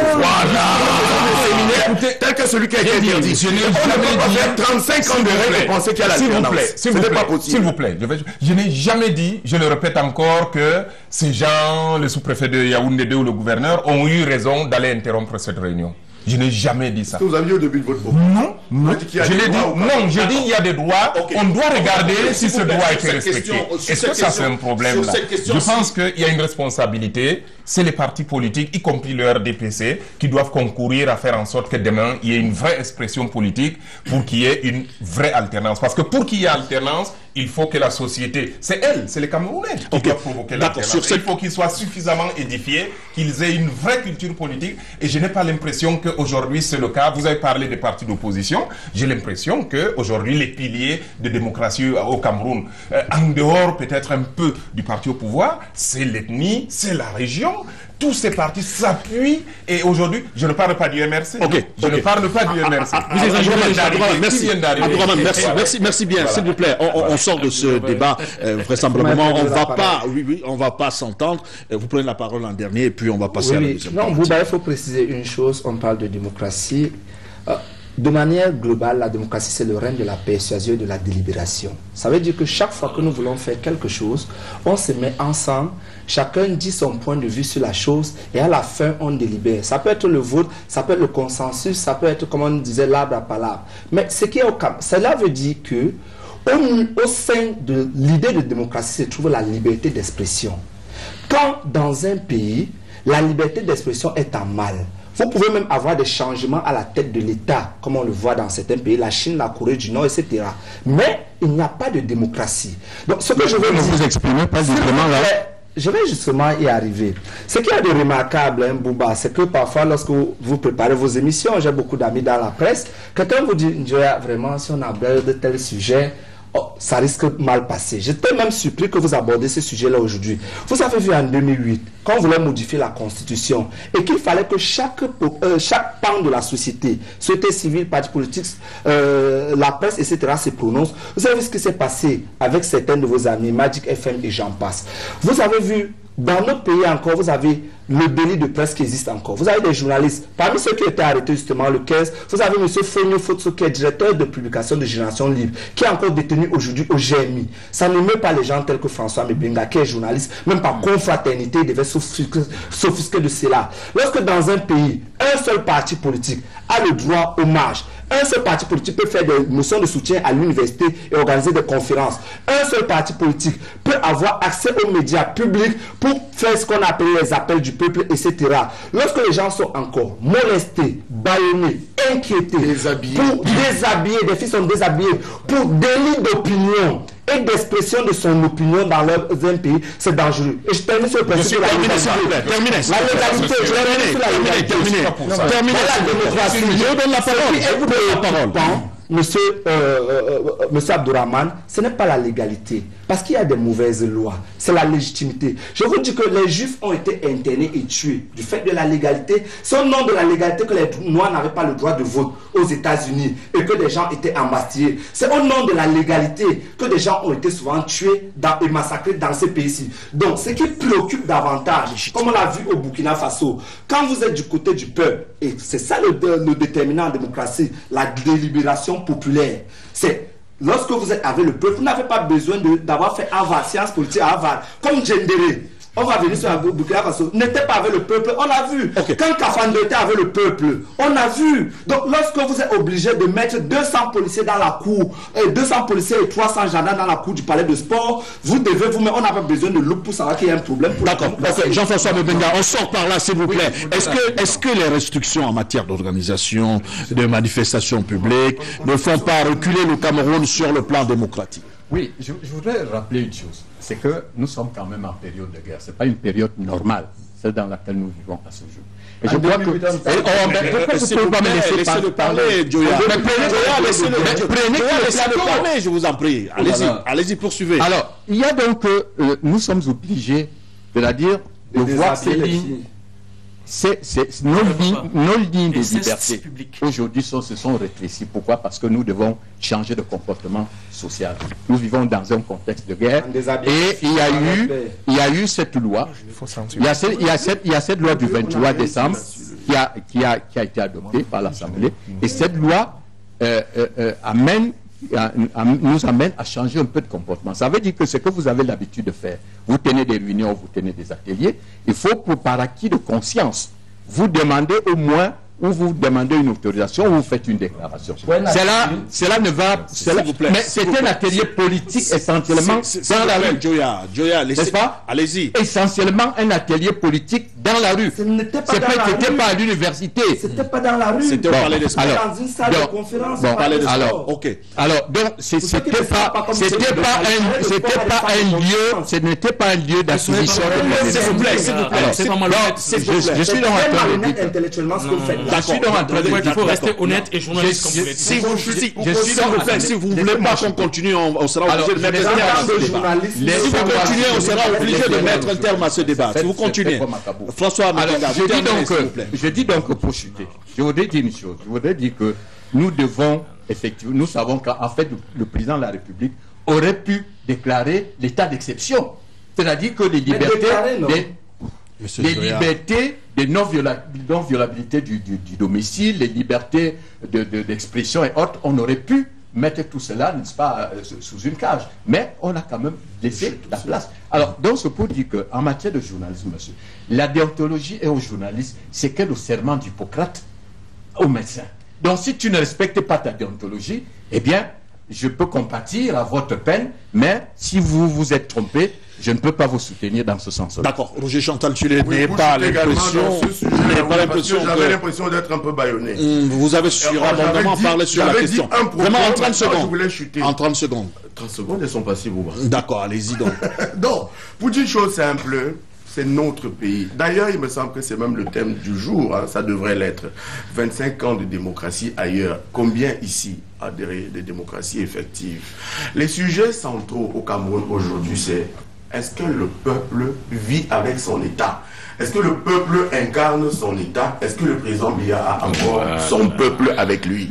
Est-ce que le peuple a toujours suivi? Une chose est la conquête du pouvoir, l'autre est la conservation du pouvoir. Comment le président Biya a souvent conquis le pouvoir? Comment l'a-t-il conservé? Qu'est-ce qu'on a fait des victoires qu'on a souvent, entre guillemets, attribuées au président Biya? Ça me semble important. Est-ce que le fait de dire que on ne peut pas passer 35 ans d'un règne presque absolu et refuser qu'on ouvre le débat au moins pour les générations à venir, est-ce que cela vaut qu'on bastonne des gens, qu'on déshabille des gens, pas des congrès? Je finis par quelque chose, je vous ai promis que je n'allais pas être long. Voyez-vous, il y a un journal qui est très important, qui s'appelle Jeune Afrique, qui est très important pour le Cameroun, selon qui dit des choses gentilles pour le régime ou pas. Et bien dans ce journal, il y a une blague, où c'est écrit: Qu'est-ce qui s'est passé au Cameroun la semaine dernière? Parce que c'est écrit en haut, grand témoin. Et qu'est-ce qui s'est passé au Cameroun la semaine dernière? Et quelqu'un répond, un journaliste français répond, il y a eu un grand vol là-bas et tout l'État est en branle-bas. On demande pourquoi. On dit qu'on a volé les résultats des prochaines élections présidentielles là-bas. Alors, sur cette médaille report, on pose une question sur la démocratie. Que les élections, est-ce les que, résultats sont selon vous, la démocratie est un luxe pour les Africains? De un, peut-on parler de démocratie africaine ou démocratie à l'africaine? Pour être tout à fait concret sur cette question, pourquoi l'Afrique francophone peine-t-elle à s'arrimer à la démocratie par rapport à l'Afrique anglophone? C'est du fait des tyrans. Je vais vous dire une chose, ceux qui ont fait un peu l'université, ou bien ceux qui ont une bonne culture générale, savent que en anthropologie culturelle, comme en anthropologie politique, l'Afrique, dans son fonctionnement, avait des instances de délibération publique ou privée qui s'apparentaient à la démocratie. Je pense que ceux qui font Sciences Po et qui nous écoutent, je connais un groupe ethnique au Cameroun où, quand on dit que les gens vont au djim, le djim est une instance délibératoire où tout le monde... Le Ngon chez les Bamouns. Très bien dit. Où le choc des idées est réel, est une réalité, et où l'idée force qui en ressort. Après maintenant, résultat, même le fou on écoute. Cela veut dire que si un fou insiste à parler là-bas, le roi ou celui qui a la charge de porter, en fait, d'être le modérateur, exige que l'on écoute le fou en question. On ne le bastonne pas. On ne le bastonne pas. Très bien. Et il faut donc faire très attention. Je dis donc que c'est du fait des tyrans. Je vous dis, dans toutes les sociétés, en fait, bantoues, comme semi-bantoues, comme d'ailleurs sahéliennes, ces modes délibératoires-là existent et ils sont... On ne les a pas peut-être appelés à l'époque démocratie, on les appelait Ngon, on les a appelés Jim, on les appelait... Il y a des instances de ce genre-là. Alors, donc pour vous, la démocratie n'est pas un luxe pour les Africains? Elle n'est pas un luxe. La démocratie est intrinsèquement liée aux Africains. Vous, je suis très sûr, voyez-vous, la plupart des parents qui nous regardent, quand ils veulent être de bons parents, ils écoutent à la fois les enfants récalcitrants et les enfants qui les sont dociles. Ils écoutent à la fois la femme qui leur est fidèle et celle qui leur est infidèle. Et au bout du compte, ils prennent donc la décision qui s'impose à tous, puisqu'au bout du compte, il est supposé avoir, même dans le familial. Donc non, il faut faire attention. L'Africain est foncièrement quelqu'un qui écoute d'abord l'autre. C'est pourquoi les valeurs africaines sont la générosité. Quand on est généreux, on est forcément démocrate. La palabre. L'arbre à palabre n'est pas l'arbre à dictature. C'est un arbre à consensus. Parce que très souvent, bien entendu, on a pensé que le mode... Ici, et en fait... C'était seulement le vote. Oui, ce n'est pas le cas. Non, ce n'est pas le cas. Ce n'est pas seulement le vote. Il est vrai qu'à Athènes, vous savez très bien que celui qui a créé la démocratie à Athènes, lui-même, a fini par y succomber. Parce qu'en fait, on avait voté sa sanction à mort. C'est que nous voulons donc dire à ce sujet-là. Non, monsieur Lebenga, les journalistes qui ont couvert l'événement l'autre jour, monsieur Fognou et monsieur Félix Sirac et Bola, qui étaient là, qui étaient modérateurs, n'ont commis aucune faute professionnelle. Ils étaient à la hauteur des enjeux politiques, sociétaux, et c'est pourquoi ils y étaient. Je suis désolé, il ne faut pas galvauder la déontologie journalistique. Elle n'est pas ce que... Il y a des gens, hein, lorsque ils ont fait une faute professionnelle en journalisme, ils disent sa ligne éditoriale. Pourtant, ils ont fait une faute grave qui n'a rien à voir avec ce qu'on appelle la politique de communication de l'entreprise de presse en question. C'est pas le cas pour vous? Non, ils étaient à la hauteur des enjeux, et c'est pourquoi ils ont pris leur courage à deux mains. Ils y sont allés. Libérer ces journalistes. Et surtout, il faut les dédommager. Au-delà de cela, j'ai entendu autre chose dire. Pour terminer maintenant sur la question. Pour terminer. Moi, je vais dire, non. Attendez, il y a des gens qui s'accrochent tout simplement au pouvoir. Et qui pensent que, quelque part, c'est en s'accrochant qu'ils vont finir par y rester éternellement. Non. À défaut, quand vous le faites d'ailleurs, de scier la branche sur laquelle vous êtes assis, vous oubliez une chose, vous êtes en train de pourrir cette branche-là de l'intérieur. Merci. On n'aura pas besoin de la scier. Elle va s'écrouler d'elle-même et vous allez vous écraser. Et le peuple sera vainqueur. D'accord, c'est compris. Hein. On va prendre une pause, s'il vous plaît. On prend une pause, on n'a plus beaucoup de temps. On va revenir. Je t'ai promis que je vous donnerai la parole. Je vous donnerai la parole, hein, Abdourahmane, sur cette question dès qu'on revient. Après cette pause, alors que la rentrée scolaire 2015-2016 vient juste de sonner ses carillons, nous nous intéressons ce dimanche au régime d'internat des établissements scolaires. Constat fait effet, la peur habite les parents tant les déviances sont naissantes à profusion dans ces milieux-là, les milieux scolaires. Les internats de la belle école d'hier sont aujourd'hui en ruine. Voici le reportage que nous propose cette semaine Arnaud Ngefak et Francis Ngemna.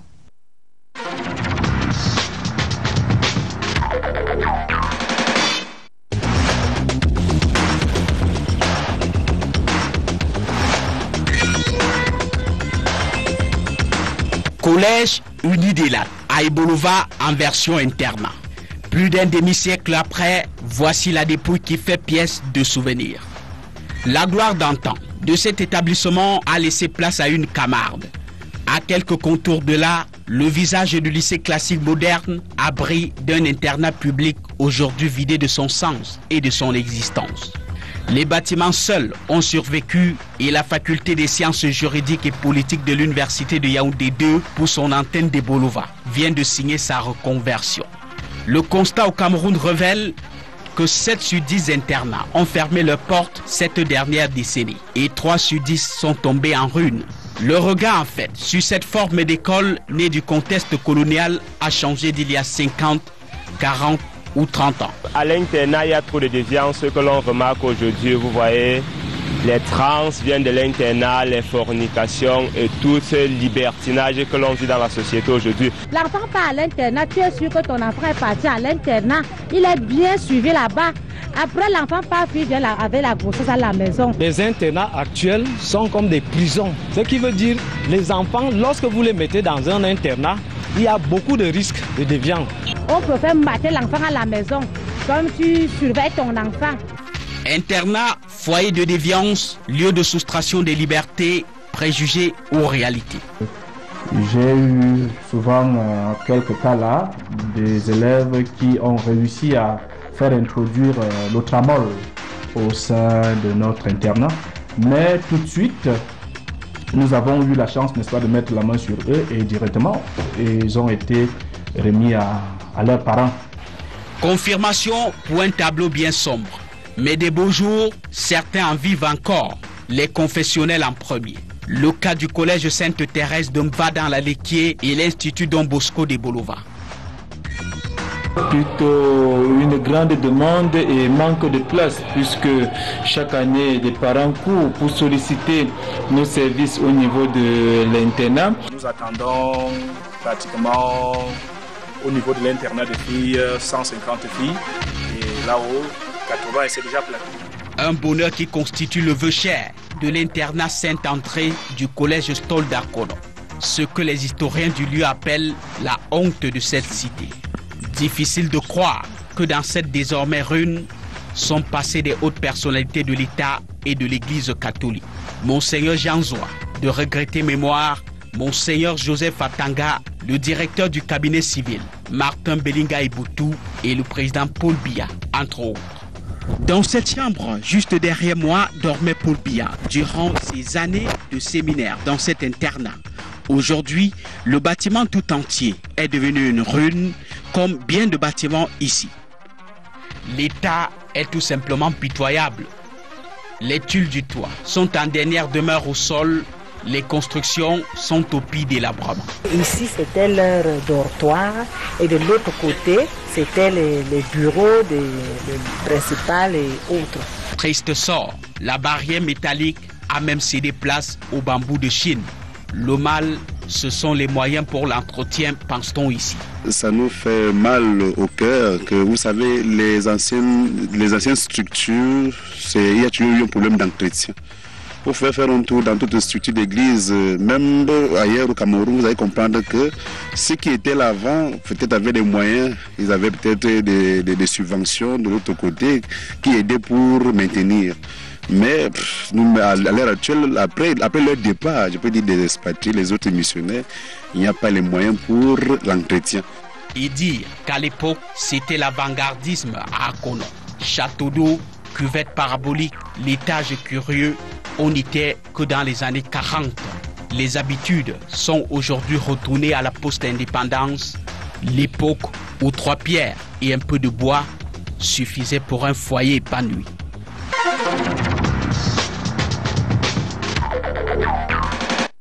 Voilà, merci Arnaud Gueffak. On prend la deuxième thématique consacrée au Burkina Faso. Burkina Faso, on remet les compteurs à zéro. Je commence par vous. Quelle a été votre première réaction après le putsch orchestré par les militaires de la garde présidentielle au Faso? Bon, il faut dire que le putsch, c'était une vraie fausse surprise. Depuis, tout le monde savait qu'il était pratiquement impossible d'atteindre la date du 11 octobre. Et même si les élections se seraient tenues entre le scrutin, la proclamation des résultats et la prestation de serment, on se disait bien que quelque chose allait se passer. Parce que souvenez-vous que déjà en février, le président Kafando est allé à un séjour international pour justement sensibiliser sur la question des élections. En revenant, les gars du régiment de sécurité présidentielle dirigé par Djendere ont bloqué son avion dans l'air pendant près d'une heure de temps avant qu'il n'atterrisse. Quelques jours plus tard, ils sont entrés dans la salle du Conseil des ministres, disant qu'ils veulent, comme cela, ils exigeaient plein de choses. Ils voulaient la démission de 4 ministres militaires qui sont au gouvernement, dans le Conseil national de transition. Ils voulaient, comme cela, la démission d'Isaac Yacouba Zida, qui est le Premier ministre, ancien numéro 2 du RSP lui-même, qui a décidé de la dissolution du régiment de sécurité présidentielle.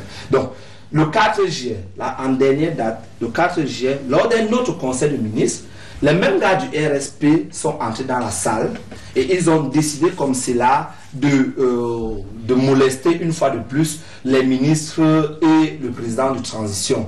Et pour février, là, il faut savoir que après leur première grève, là, on avait ramené à des postes sérieux des personnes tout à fait pas dignes d'intérêt, tels que le lieutenant, l'ancien aide de camp, le lieutenant-colonel Koulibaly, parce qu'on voit Djendere, en fait le chef du RSP véritablement maintenant c'est le lieutenant Koulibaly qui est l'ancien aide de camp de Comporé, et on a ramené un autre de ses proches comme ministre de l'Intérieur et de la Sécurité au détriment de l'ancien ministre de la Sécurité qui avait déjoué Auguste Barry, qui avait déjoué un précédent coup d'État, parce que ayant remplacé Djendere comme ministre de l'Intérieur et de la Sécurité, il avait constaté que Djendere avait mis en place un ensemble de mesures de contrôle du territoire. Il les a fragmentés et a repris en main le pays. Les gars du RSP ont dit que ces gars-là doivent partir. Et le 4 juillet, c'est l'une des erreurs de Kafando, il a cédé. Donc, lorsque le 15 septembre,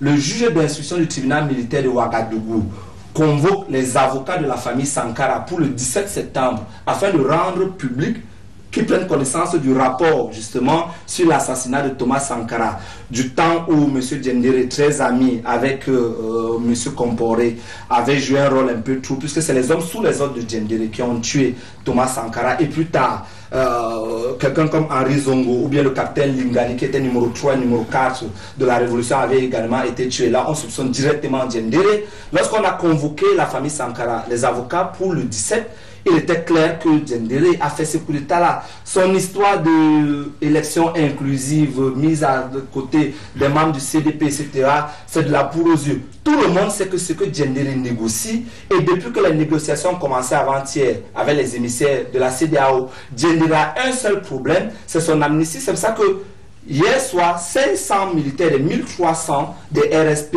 se sont désolidarisés de Djendere parce qu'ils ont compris que Djendere ne revendique même pas le maintien de RSP. Il est préoccupé par une seule chose avec le lieutenant-colonel Koulibaly, c'est leur amnistie.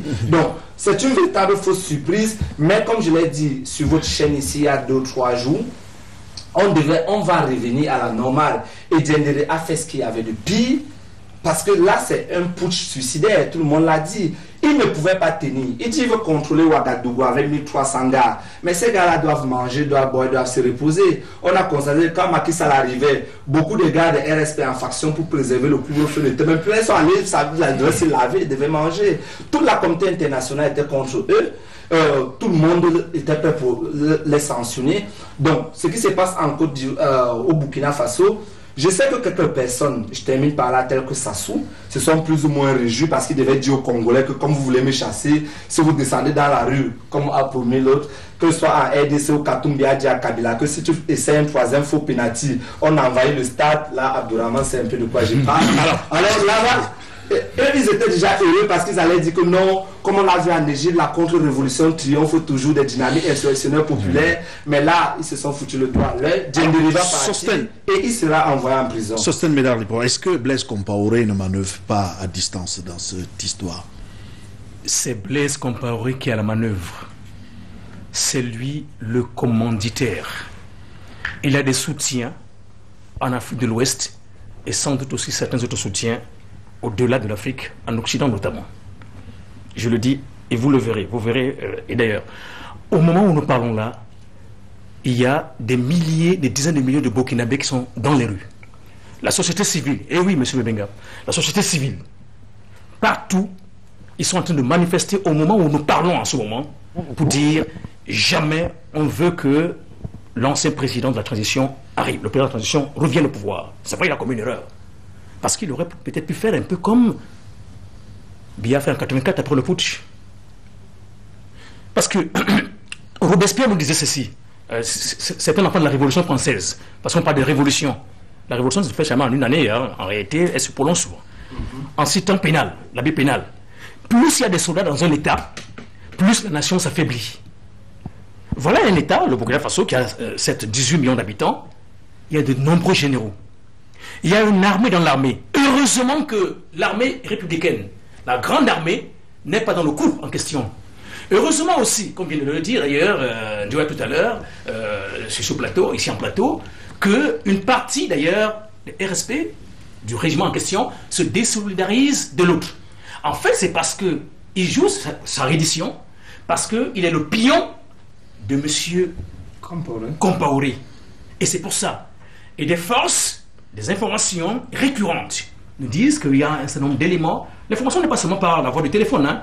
Non, on sait, il y avait des émissaires qui allaient à gauche et à droite et qui revenaient. Donc, sur ce plan-là, ce qui est sûr, ce monsieur va partir bientôt. Ni l'armée ne le soutient, oui, ni l'armée ne le soutient, ni les autres. Et je dois dire que le président de l'Assemblée nationale consultative, dans de transition, Chérif Sy, merci, a exigé, il exige que ce monsieur-là démissionne immédiatement. Il n'a jamais changé dans iota depuis 72 heures qu'il le dit. Et on n'a pas besoin de ce monsieur-là. Sosten, pour te rassurer, la veille du coup d'État, Compaoré est parti de Casablanca où il était au Maroc et est venu à Brazzaville.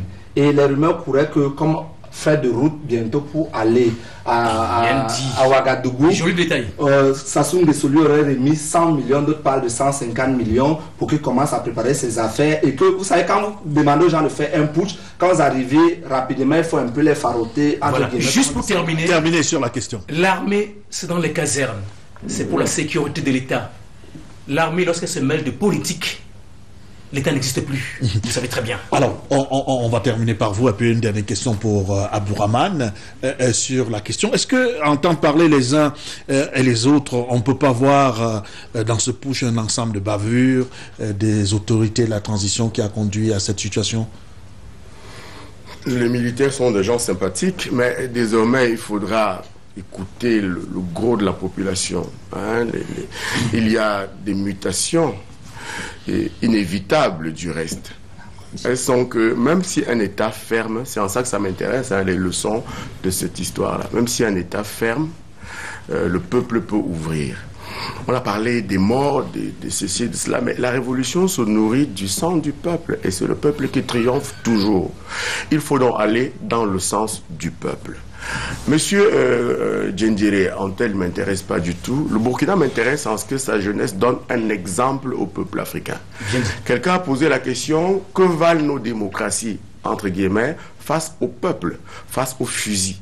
Les démocraties valent qu'un peuple comme le Burkina Faso a montré que malgré la misère, malgré la pauvreté, il reste la dignité. Et c'est le principe au Cameroun. Quand on déshabille une fille qui a accompagné son père dans un forum de débat, est-ce qu'on a encore gardé la dignité à ce peuple-là? Quand on a enlevé la possibilité de discuter et la possibilité de s'exprimer à un peuple, il reste une seule voix. C'est la rue. Okay. Je voulais chuter par là. C'est une histoire qui est très amusante. Vous allez voir pourquoi j'ai dit que Djendéré ne m'intéresse pas. Non, on n'a plus besoin que Djendéré ne m'intéresse pas en tant que tel. Parce que c'est un militaire. Peut-être vous allez garder l'histoire. Voyez-vous, on a pour constituer le gouvernement de M. Djendéré, consulté des personnes. Et une des personnes consultées, c'était un sergent-chef. On lui a demandé de s'occuper de l'éducation nationale au Burkina Faso. On lui a demandé, est-ce que tu pourras t'occuper de l'éducation nationale ici, toi qui n'es que sergent-chef? Et il a répondu, je pourrai. Et le colonel, il a dit, je pourrai. Et le colonel qui l'interviewait a dit, vous voyez, il peut même pas conjuguer le verbe pourrir. Merci pour cette histoire. Parce qu'il va les militaires. Oui. Allez-y. Oui, alors, ce que je voudrais dire, puisqu'on court là, ce que je voudrais dire, c'est que on a l'impression qu'en fait, ce n'était pas une révolution, c'était une révolte populaire. Parce que quand il y a une révolution, il y a des révolutionnaires. Et nous avons vu des modèles ou des cas des Tunisiens, des Égyptiens, c'est-à-dire après la révolution, c'est les autres qui sont venus récupérer le pouvoir. Nous l'avons vu avec la révolution de 1789, les royalistes ont repris le pouvoir. Bon, donc, c'est pour dire que s'il y avait eu des révolutionnaires, ils auraient réfléchi, ils auraient été proactifs sur le cas du RSP, c'est-à-dire ces régiments de sécurité-là. Et n'ont rien dit, ils n'ont rien fait. Or, à leur niveau, ils étaient conscients qu'ils n'avaient pas bonne opinion. Et je pense que ce qui s'est passé pour Nzendere et les siens, c'est pour chercher une porte de sortie. Parce qu'ils savent que pendant ce temps-là, Kafando était en train de mettre en place une commission pour justement délibérer sur le cas de ces régiments-là. Mais ils ont pris les devants pour dire, mais nous n'allons pas mourir les bras croisés, et ils ont fait ce coup. Maintenant, si on leur trouve de point de chute, si on négocie, parce que là, ils vont négocier de leur point de chute, de là, ils vont céder. Mais si les gens se radicalisent, ça voudrait dire qu'ils vont dire, voilà, nous, on va continuer et nous allons organiser les prochaines élections. Et ils n'ont pas les moyens de continuer. Et ils ont un alibi. Je suis désolé. L'alibi qu'ils ont, c'est qu'en fait, il y a eu exclusion dans la société. On ne peut pas installer la démocratie et faire exclusion aux autres Burkinabés sous le prétexte qu'ils étaient du côté de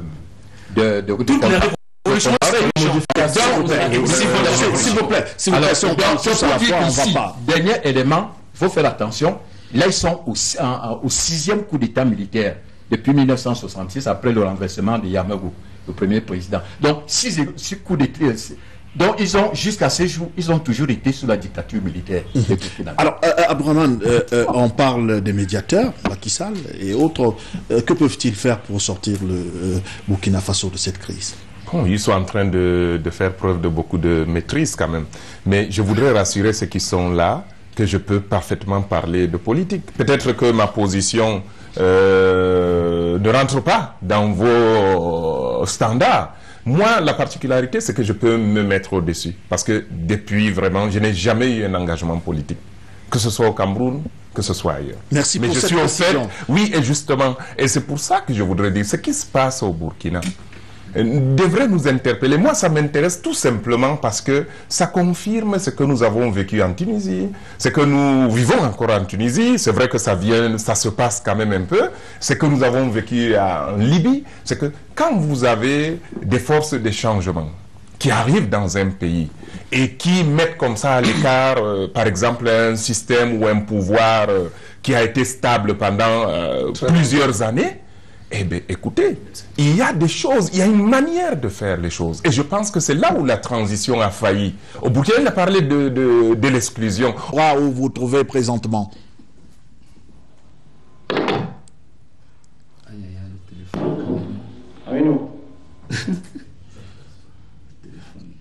Allô? Alors, Aminou, je ne sais pas si Aminou est en ligne. Nous avons les dernières nouvelles qu'on venait d'apprendre. Vous savez que du côté de Mayo-Sava, depuis hier, les autorités administratives et militaires ont pris des dispositions. Allô? 5. Alors, je ne sais pas si du côté de la régie, il va falloir peut-être briefer. M. Bouba, depuis hier soir, le marché de Mora était, selon les renseignements que nos autorités ont eu, alors, comme les autorités ont eu les informations hier, des côtés de... Voilà, quelques petits problèmes de liaison avec Marois le temps que Dominique Bina, Thierry Kamto, Collins, Wanchon essayent de réajuster le dispositif technique mis en place pour être connecté avec Marois, Mora, pour être tout à fait précis. Je crois que c'est fait cette fois sera la bonne. Aminou, la situation actuellement?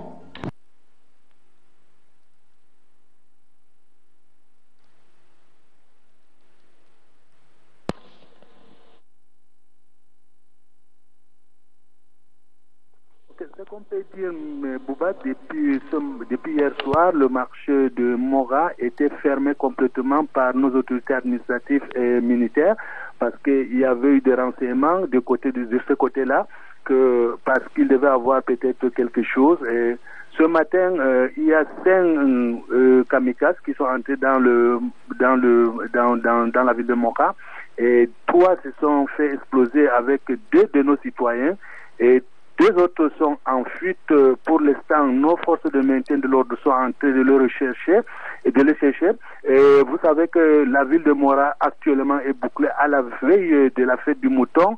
Et le marché de Mora aujourd'hui n'aura pas lieu, ni demain également, parce que la ville de Mora aujourd'hui, même des autres villes qui sont aux environs, ne peut pas avoir la chance de faire le marché parce l'insécurité qui règne autour de Mayo Sava, Mayo Tianaga et Logon Ishari, même dans la ville de Marois, nous fait peur complètement, mais vu avec la force de nos forces de défense, on risque de peut-être avoir le résultat positif de ce côté-là.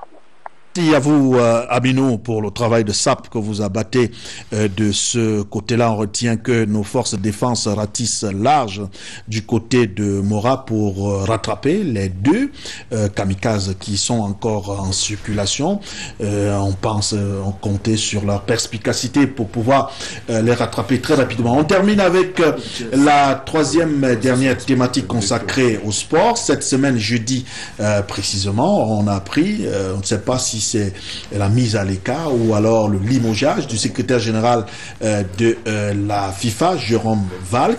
Alors, Abdourahmane, est-ce que cette démission ou alors cette mise en congé ou alors, je ne sais pas, on ne se situe pas exactement sur la situation du côté de Zurich, est-ce que cela peut avoir des répercussions sur le processus électoral à la Fédération camerounaise de football? Le terme utilisé, c'est démis de ses fonctions avec effet immédiat. Donc, certainement, parce que vous savez, comme je l'ai souvent dit, depuis plusieurs années, depuis environ 30 ans au moins, vous avez à la FIFA ce qu'on appelle le système Avalanche-Blatter. Et ce système s'est appuyé en Afrique sur des individus pour s'assurer des votes au niveau international, au niveau de la FIFA, et en retour, ces individus qui sont à la tête encore de notre fédération, avaient de larges pouvoirs. Ils pouvaient tout faire tant qu'ils étaient protégés par Zurich. Tout pouvait bien se passer. Mais depuis l'arrivée en 2007 de M. Valk à la tête de l'administration de la FIFA, ce système s'est renforcé et il y a une vraie tyrannie qui s'est mise en place. Et alors là, les méthodes, je peux même vous dire que les méthodes mises en place par M. Valk s'apparentent à des méthodes des milieux du crime organisé. Il a mis à la tête de notre fédération, au sein de nos fédérations, des véritables organisations criminelles. Ce ne sont plus, ça, je pèse mes mots. Mais quand on dit que l'organisation criminelle, c'est pas très fort. Oui, c'est des assassins. Le crime, ce n'est pas seulement l'arme. Écoutez, il y a et aujourd'hui, il est parti. Il n'est pas parti pour certainement la raison invoquée, et c'est peut-être la goutte qui a fait déborder le vase, c'est qu'on a établi qu'il était impliqué, il y a des accusations très précises. Par rapport à la Coupe du Monde. Par rapport à la billetterie de la Coupe du Monde, ça remonterait même depuis 2006, et c'est ça. Mais en réalité, nous savons qu'il y a beaucoup de choses qui lui sont reprochées. Alors, revenons il est allé jusqu'à... Parce que voir déjà la prétention ou comment l'organisation qui se voulait supranationale, il est allé jusqu'à demander à notre gouvernement de modifier une loi votée à l'Assemblée, promulguée par le chef de l'État, pour assurer un boulevard à ceux qui sont à la fédération actuellement. Et il est allé jusque-là. Alors, revenons un peu sur le processus électoral très rapidement ici au Cameroun. Justement. Il y a eu un consensus vous étiez du côté de la primature, consensus sur les textes, consensus sur les hommes, vous vous êtes retrouvé pour le partage des postes, et finalement, c'était quand même aberrant cette histoire, non? Je vais d'abord répondre réellement à votre première question. Oui, le départ de M. Valk va avoir des vraies répercussions au niveau de notre football, et je pense même que c'est une très grande chance pour notre football, parce que ça arrive comme ça à une semaine d'une prétendue élection. Je pense que ça va permettre aux autorités d'être moins tendues et de pouvoir agir sereinement, parce que avant nous avions toujours M. Valk, et la dernière lettre qu'il avait envoyée en juillet, une lettre menaçante que nous avons produite d'ailleurs au TAS. Donc maintenant, ce que je voudrais, pour maintenant répondre à votre deuxième question concernant le processus, il y a eu 2 processus. Le premier, c'était pour l'adoption des statuts de la FECAFOOT le 5 août. Et voilà, nous avions permis à ce que cela soit fait. Ça n'a pas été fait dans les règles, parce qu'aujourd'hui, moi, en tant que président d'Étoile Filante de Garoua, j'ai attaqué ces statuts parce que contraire à la loi. Parce que contraire à la loi qui organise le football au Cameroun. Donc, malgré le consensus, la primature. Non, le consensus, on ne fait pas le consensus dans l'illégalité. Le consensus, c'est sur une base légale. Le consensus ne peut pas se faire sur une base illégale. Maintenant, le deuxième consensus, moi, je me suis mis en dehors de ce consensus-là. C'est pour ça que je n'aimerais pas parler. J'ai été là, je connais les détails de ce processus, de ce consensus. Je ne vais pas venir étaler tout ça ici, parce que c'est pas, je laisse le soin aux autres d'en parler, mais je dis bien que en ce qui concerne les statuts de la FECAFOOT qui ont violé la loi, surtout en leur article 23 alinéa 2B, qui contredit les dispositions de l'article 33 alinéa 3 32 alinéa 3 de la loi qui organise le sport, le fonctionnement du sport au Cameroun. Et on se dit, c'est pas possible parce que vous avez 4 professeurs agrégés de droit, et bien normalement, ils devraient pouvoir nous sortir des textes d'une association quand même irréprochable et surtout inattaquable. Et on est devant la chambre de conciliation et d'arbitrage, et qui, j'en suis certain, va dire le droit, mais sinon, nous sommes prêts à aller jusqu'au tribunal arbitral du sport pour prouver que ces statuts ont violé la loi pour garantir 18 voix à un candidat. Valk parti, Roger Chantal Tulé, peut-on craindre pour Ayatou, pour ses ramifications également au Cameroun? D'abord pour le Cameroun, pour l'honneur de mon pays, il faut saluer ce départ. Valk est ce monsieur qui a souvent demandé que le Cameroun lui présente des excuses. Chaque fois que nous avons fait valoir le droit que lors de la préparation des compétitions sportives au Cameroun, l'État du Cameroun, le Premier ministre notamment, avançait de l'argent. Qu'on avait donc au moins le droit de regard dans cette affaire. Je dois préciser que le label Lions Indomptables, parce que personne ne dit la vérité à tout le monde là-bas, y compris lui Abdourahmane, le débat c'est les Lions Indomptables et l'argent que cela génère. Si M. Abdourahmane parlait autant qu'il le fait des Lions, qu'il parle d'Étoile Filante de Garoua, vous allez voir, ça dépassionnerait. Hein?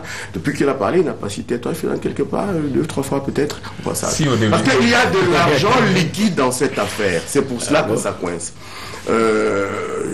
C'est un professeur certainement agrégé, M. Ouna, mais je me demande quelle distance il a pris avec ces choses depuis qu'il est arrivé à l'intérieur de cette affaire. Pour M. Valk, il s'agit d'un grand banditisme et quelque chose de... Vous avez vu qu'il a pris 5 minutes, je voulais en prendre 3 seulement. Que quelque chose de fondamental veut qu'on re-questionne la présence encore de M. Tombi Aroko dans cette affaire. Les textes et les toilettages et tout, voyons, on rentre au Burkina Faso. Est-ce qu'il fallait autoriser toutes les candidatures avec le passif des uns et des autres? Est-ce que M. Vin, dont on n'entend plus beaucoup parler, devait se représenter? Quel candidat on veut pour quelle nouvelle FECAFOOT dont vous parlez tout à l'heure?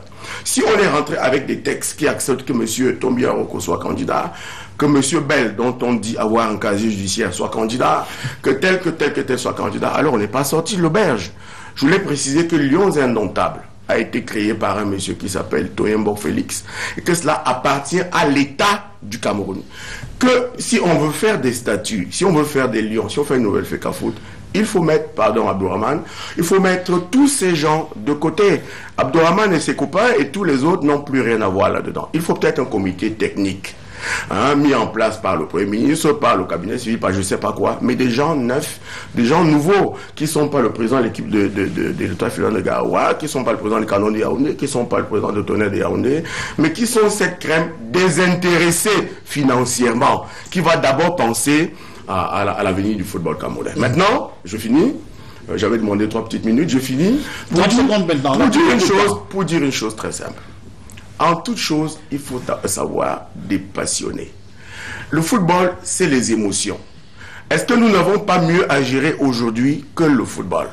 Il y a la rentrée scolaire et votre correspondant à Marois, à Mokolo, parle d'un nouvel attentat de 2 kamikazes qui sont dans la rue. Cela demande la participation de tous les Camerounais. Le renseignement implique le peuple. Cela veut dire qu'il faut moins d'arrogance de la part de nos dirigeants. Sosten Meda reporte le 28, loin d'être sorti de l'auberge. Oui, sauf cas de tragédie comique à la camerounaise encore, parce que tout à l'heure, Abdourahmane disait qu'il n'était pas bon en politique, mais la FIFA fait de la politique. Hein. C'est beaucoup de politique, c'est vrai, mais dans le secteur du football. C'est pourquoi Blatter est pourchassé aujourd'hui, parce que la FIFA, Blatter se comportait comme un chef d'État. Je crois que tout le monde, c'est un secret de polichinelle. Il était reçu en chef d'État. Idem pour M. Ayatou, lorsqu'il voyage en Afrique, il est reçu avec les honneurs dus à un chef d'État. Oui, il n'y a pas ce statut écrit quelque part, mais c'est comme ça. Et puis, la CIA poursuit Blatter et ses acolytes du fait des milliards de dollars. Oui, le FBI, la CIA également est derrière, on a des renseignements, le FBI, parce qu'il y a beaucoup de centaines de milliards de dollars qui sont en jeu. Et ils sont en lutte contre le terrorisme. Ils savent très bien qu'il y a le blanchiment, ou il y a de l'argent qui peut financer le terrorisme. Et il y a une incidence au Cameroun. D'où votre question. L'incidence, c'est que, je suis désolé, les réseaux Blatter et du secrétaire général, le français, là, comment vous l'appelez? Oui. Ces réseaux, c'est jusqu'au Cameroun. Et disons-le comme ça, Monsieur Tombi Aroko, il a un très joli nom, c'est très artistique, mais je suis désolé, il fait partie des réseaux, de ces réseaux-là. Et c'est sale. Si les noms d'honneur... Qu'il se présente comme candidat... Si les noms d'honneur... Qu'il suspend... Oui, également, s'il vous plaît, on n'a plus beaucoup de temps. Qu'il puisse suspendre sa candidature, il pourrait revenir dans 5 ans. C'est pas un vieillard, il n'a pas encore 80 ans ou 83 ans. Donc, quelque part, c'est vrai. Parce que là, le FBI pourrait l'arrêter un jour aussi. C'est très probable parce qu'il ne veut pas des gens qui ont ratissé l'argent. Vous savez, l'argent achète tout, hein, y compris la politique. C'est pourquoi Chantal Roger disait tout à l'heure que les autres en face ont tout l'argent, y compris le Parti communiste chinois et de l'État, ils peuvent tout en faire. C'est pourquoi ceux-là aussi vous écrasent à la FECAFOOT. Ils ont tout l'argent et de l'argent sale en plus. Djéla Moussa, la FECAFOOT comme les affaires du Cameroun. Oui, vous savez, ce qui se passe à la FECAFOOT, comme disait Chantal Roger tout à l'heure, nous ramène à la politique. Lorsque Jean-François Mebenga était en 85 à Bamenda, avec les Singapour et les Chantal Roger Tulé, il y avait un débat. Est-ce que le renouveau, c'était des nouveaux hommes ou bien c'était une nouvelle pensée, il y avait la question du vin nouveau dans les vieilles outres, etc. Et justement, on ne peut pas faire du neuf avec du vieux. Il faut qu'on se dise la vérité. Ce qui se passe à la FECAFOOT et à la FIFA, c'est qu'à un moment donné, des gens ont voulu, comme cela dans une dynamique de malhonnêteté, filouterie intellectuelle et politique, faire croire aux gens qu'on peut changer en ayant les mêmes acteurs. Or, on ne peut pas changer. On aura beau tourner, faire 10 ans ou 15 ans de comité de normalisation, comme disait Chantal Roger tout à l'heure. Tant qu'on a les mêmes Abdourahmane qui étaient chargés de la communication du président IA, on ne sait pas très bien comment ça s'est passé, ils se sont gâtés là, aller de l'autre côté. Après, vous avez les mêmes Essomba Yenga, David très gentil, ils reviennent. Vous avez les mêmes gars. Tant qu'on aura ces mêmes acteurs-là qui vont changer de camp au gré des intérêts et des conjectures, le football ne va pas sortir de l'auberge. Parce que pendant qu'on en parle, nous qui regardons le football de manière essentiellement ludique, pas pour des intérêts économiques ou un positionnement politique, parce que paraît-il, pour être nommé ministre et tout ça, il faut passer par le canon de Yaoundé et autres clubs. Bref, nous qui regardons essentiellement de manière ludique le football pour essayer de nous sortir de la torpeur quotidienne, on observe que notre équipe nationale ne vaut plus rien. On observe aujourd'hui que le championnat du Cameroun se joue avec des stades vides quand on en a quelques-uns. On observe aujourd'hui que M. Abdourahmane nous promet qu'après un processus qui nous a coûté 700 millions, au bout du 28 septembre, on risque de recommencer encore à zéro. Et je vous rappelle que pendant ce temps, nos enfants n'ont pas de salle de classe ou n'ont pas de banc, on manque de quoi manger, etc. Et vous jouez avec les milliards. Ok, voilà, il vous reste 2 2 minutes, vraiment, on va être très rigoureux sur la gestion de ces 2 minutes. Une pour vous et une pour Abdourahmane. Bon, ce que je voudrais brièvement dire, c'est qu'en fait, lorsque cette crise a éclaté au sein de la FIFA, provoquée par les États-Unis, les gens ont cru à un moment que les États-Unis voulaient, par des raisons géopolitiques, contrôler l'instance faîtière du football mondial. Mais aujourd'hui, on se rend compte qu'en fait, ils avaient raison, dans ce sens que on a effectivement trouvé un milieu pourri. L'un n'exclut pas l'autre. Un milieu pourri qu'il faut absolument déstructurer. Bon, donc, par rapport donc à l'Afrique, je crois qu'il faut, dans toutes les régions, là, dans toutes les régions du football, c'est-à-dire des administrations régionales du football, il faut vraiment systématiquement donner un coup de balai pour qu'il y ait effectivement une nouvelle équipe et que le football mondial redémarre. Et là, il faudrait également qu'au niveau de la FIFA, qu'on ait un homme suffisamment intègre qui prenne la FIFA. Abdourahmane, le 28, il y aura élection ou il n'y aura pas élection? Écoutez, le TAS va se prononcer vendredi prochain. Nous avons attaqué devant le tribunal arbitral du sport la prorogation, la légalité de la dernière prorogation de 6 mois accordée par le comité exécutif de la FIFA au comité de normalisation. Et vendredi sera une journée cruciale pour l'histoire vraiment de notre football. Mais pour revenir, 700 millions, je ne sais pas si les élections peuvent coûter 700 millions à l'Africa Foot. Moi, je les ai organisées, celles de 2009, au niveau des 58 départements et des 10 régions. Je peux, au niveau fédéral, je peux vous assurer que ça ne fait même pas... je peux vous assurer que ça ne fait même pas faire en 2009. Et ça, vous voulez organiser en 2007, s'il vous plaît. On parle d'alternance, s'il vous plaît. Alors, il n'y a pas de démocratie. Il n'est pas un bon démocrate. Je vais vous dire une chose. Vous demandez qu'on mette de côté tout le personnel comme ça, tous ceux qui ont travaillé pour la fédération. Aujourd'hui, s'il y a un espoir de changer les choses, c'est parce qu'il y a des gens qui connaissent cette fédération, qui connaissent ce football et qui se sont opposés. S'il vous plaît, moi je suis resté constant. J'ai toujours été resté constant. J'ai démissionné de la fédération en 2011, c'est-à-dire 2 ans avant le démarrage du processus électoral. Monsieur, vous avez déchargé. Non, c'est un malaise financier. C'est pas cela. Positionnel. Non, je n'ai pas démissionné. C'est pas cela. Je vais vous dire une chose. S'il vous plaît, j'en viens. S'il vous plaît, je vais vous dire une chose. C'est que je dis aujourd'hui, je vais arriver aux chiffres. Ce que je dis aujourd'hui, je le disais en interne quand je travaillais à la fédération. Donc, je n'ai pas changé d'un iota. Alors, ça ne fait pas plus de 50 millions pour organiser les élections à l'Africa Foot. Voilà, vous voyez un gap entre 50 millions et 700 millions. Dans les 58 départements, dans les 10 régions. On peut donc s'interroger. Ça ne fait pas plus de 50 millions. 1 million par département. Vous voyez donc. S'il vous plaît, ça ne fait pas plus de 50 millions. Voilà, il dit qu'il l'a fait en 2009. Bon, à vous de voir le gap entre 50 millions et 700 millions pour organiser les élections de FIFA. C'est terminé, cher monsieur. La rediffusion de ce programme, c'est demain quand il sera à 23h. Merci, ça n'a pas été facile, mais bon, les uns et les autres ont pu quand même donner leur point de vue. Merci, restez scotchés. Bien le bonjour. Oh.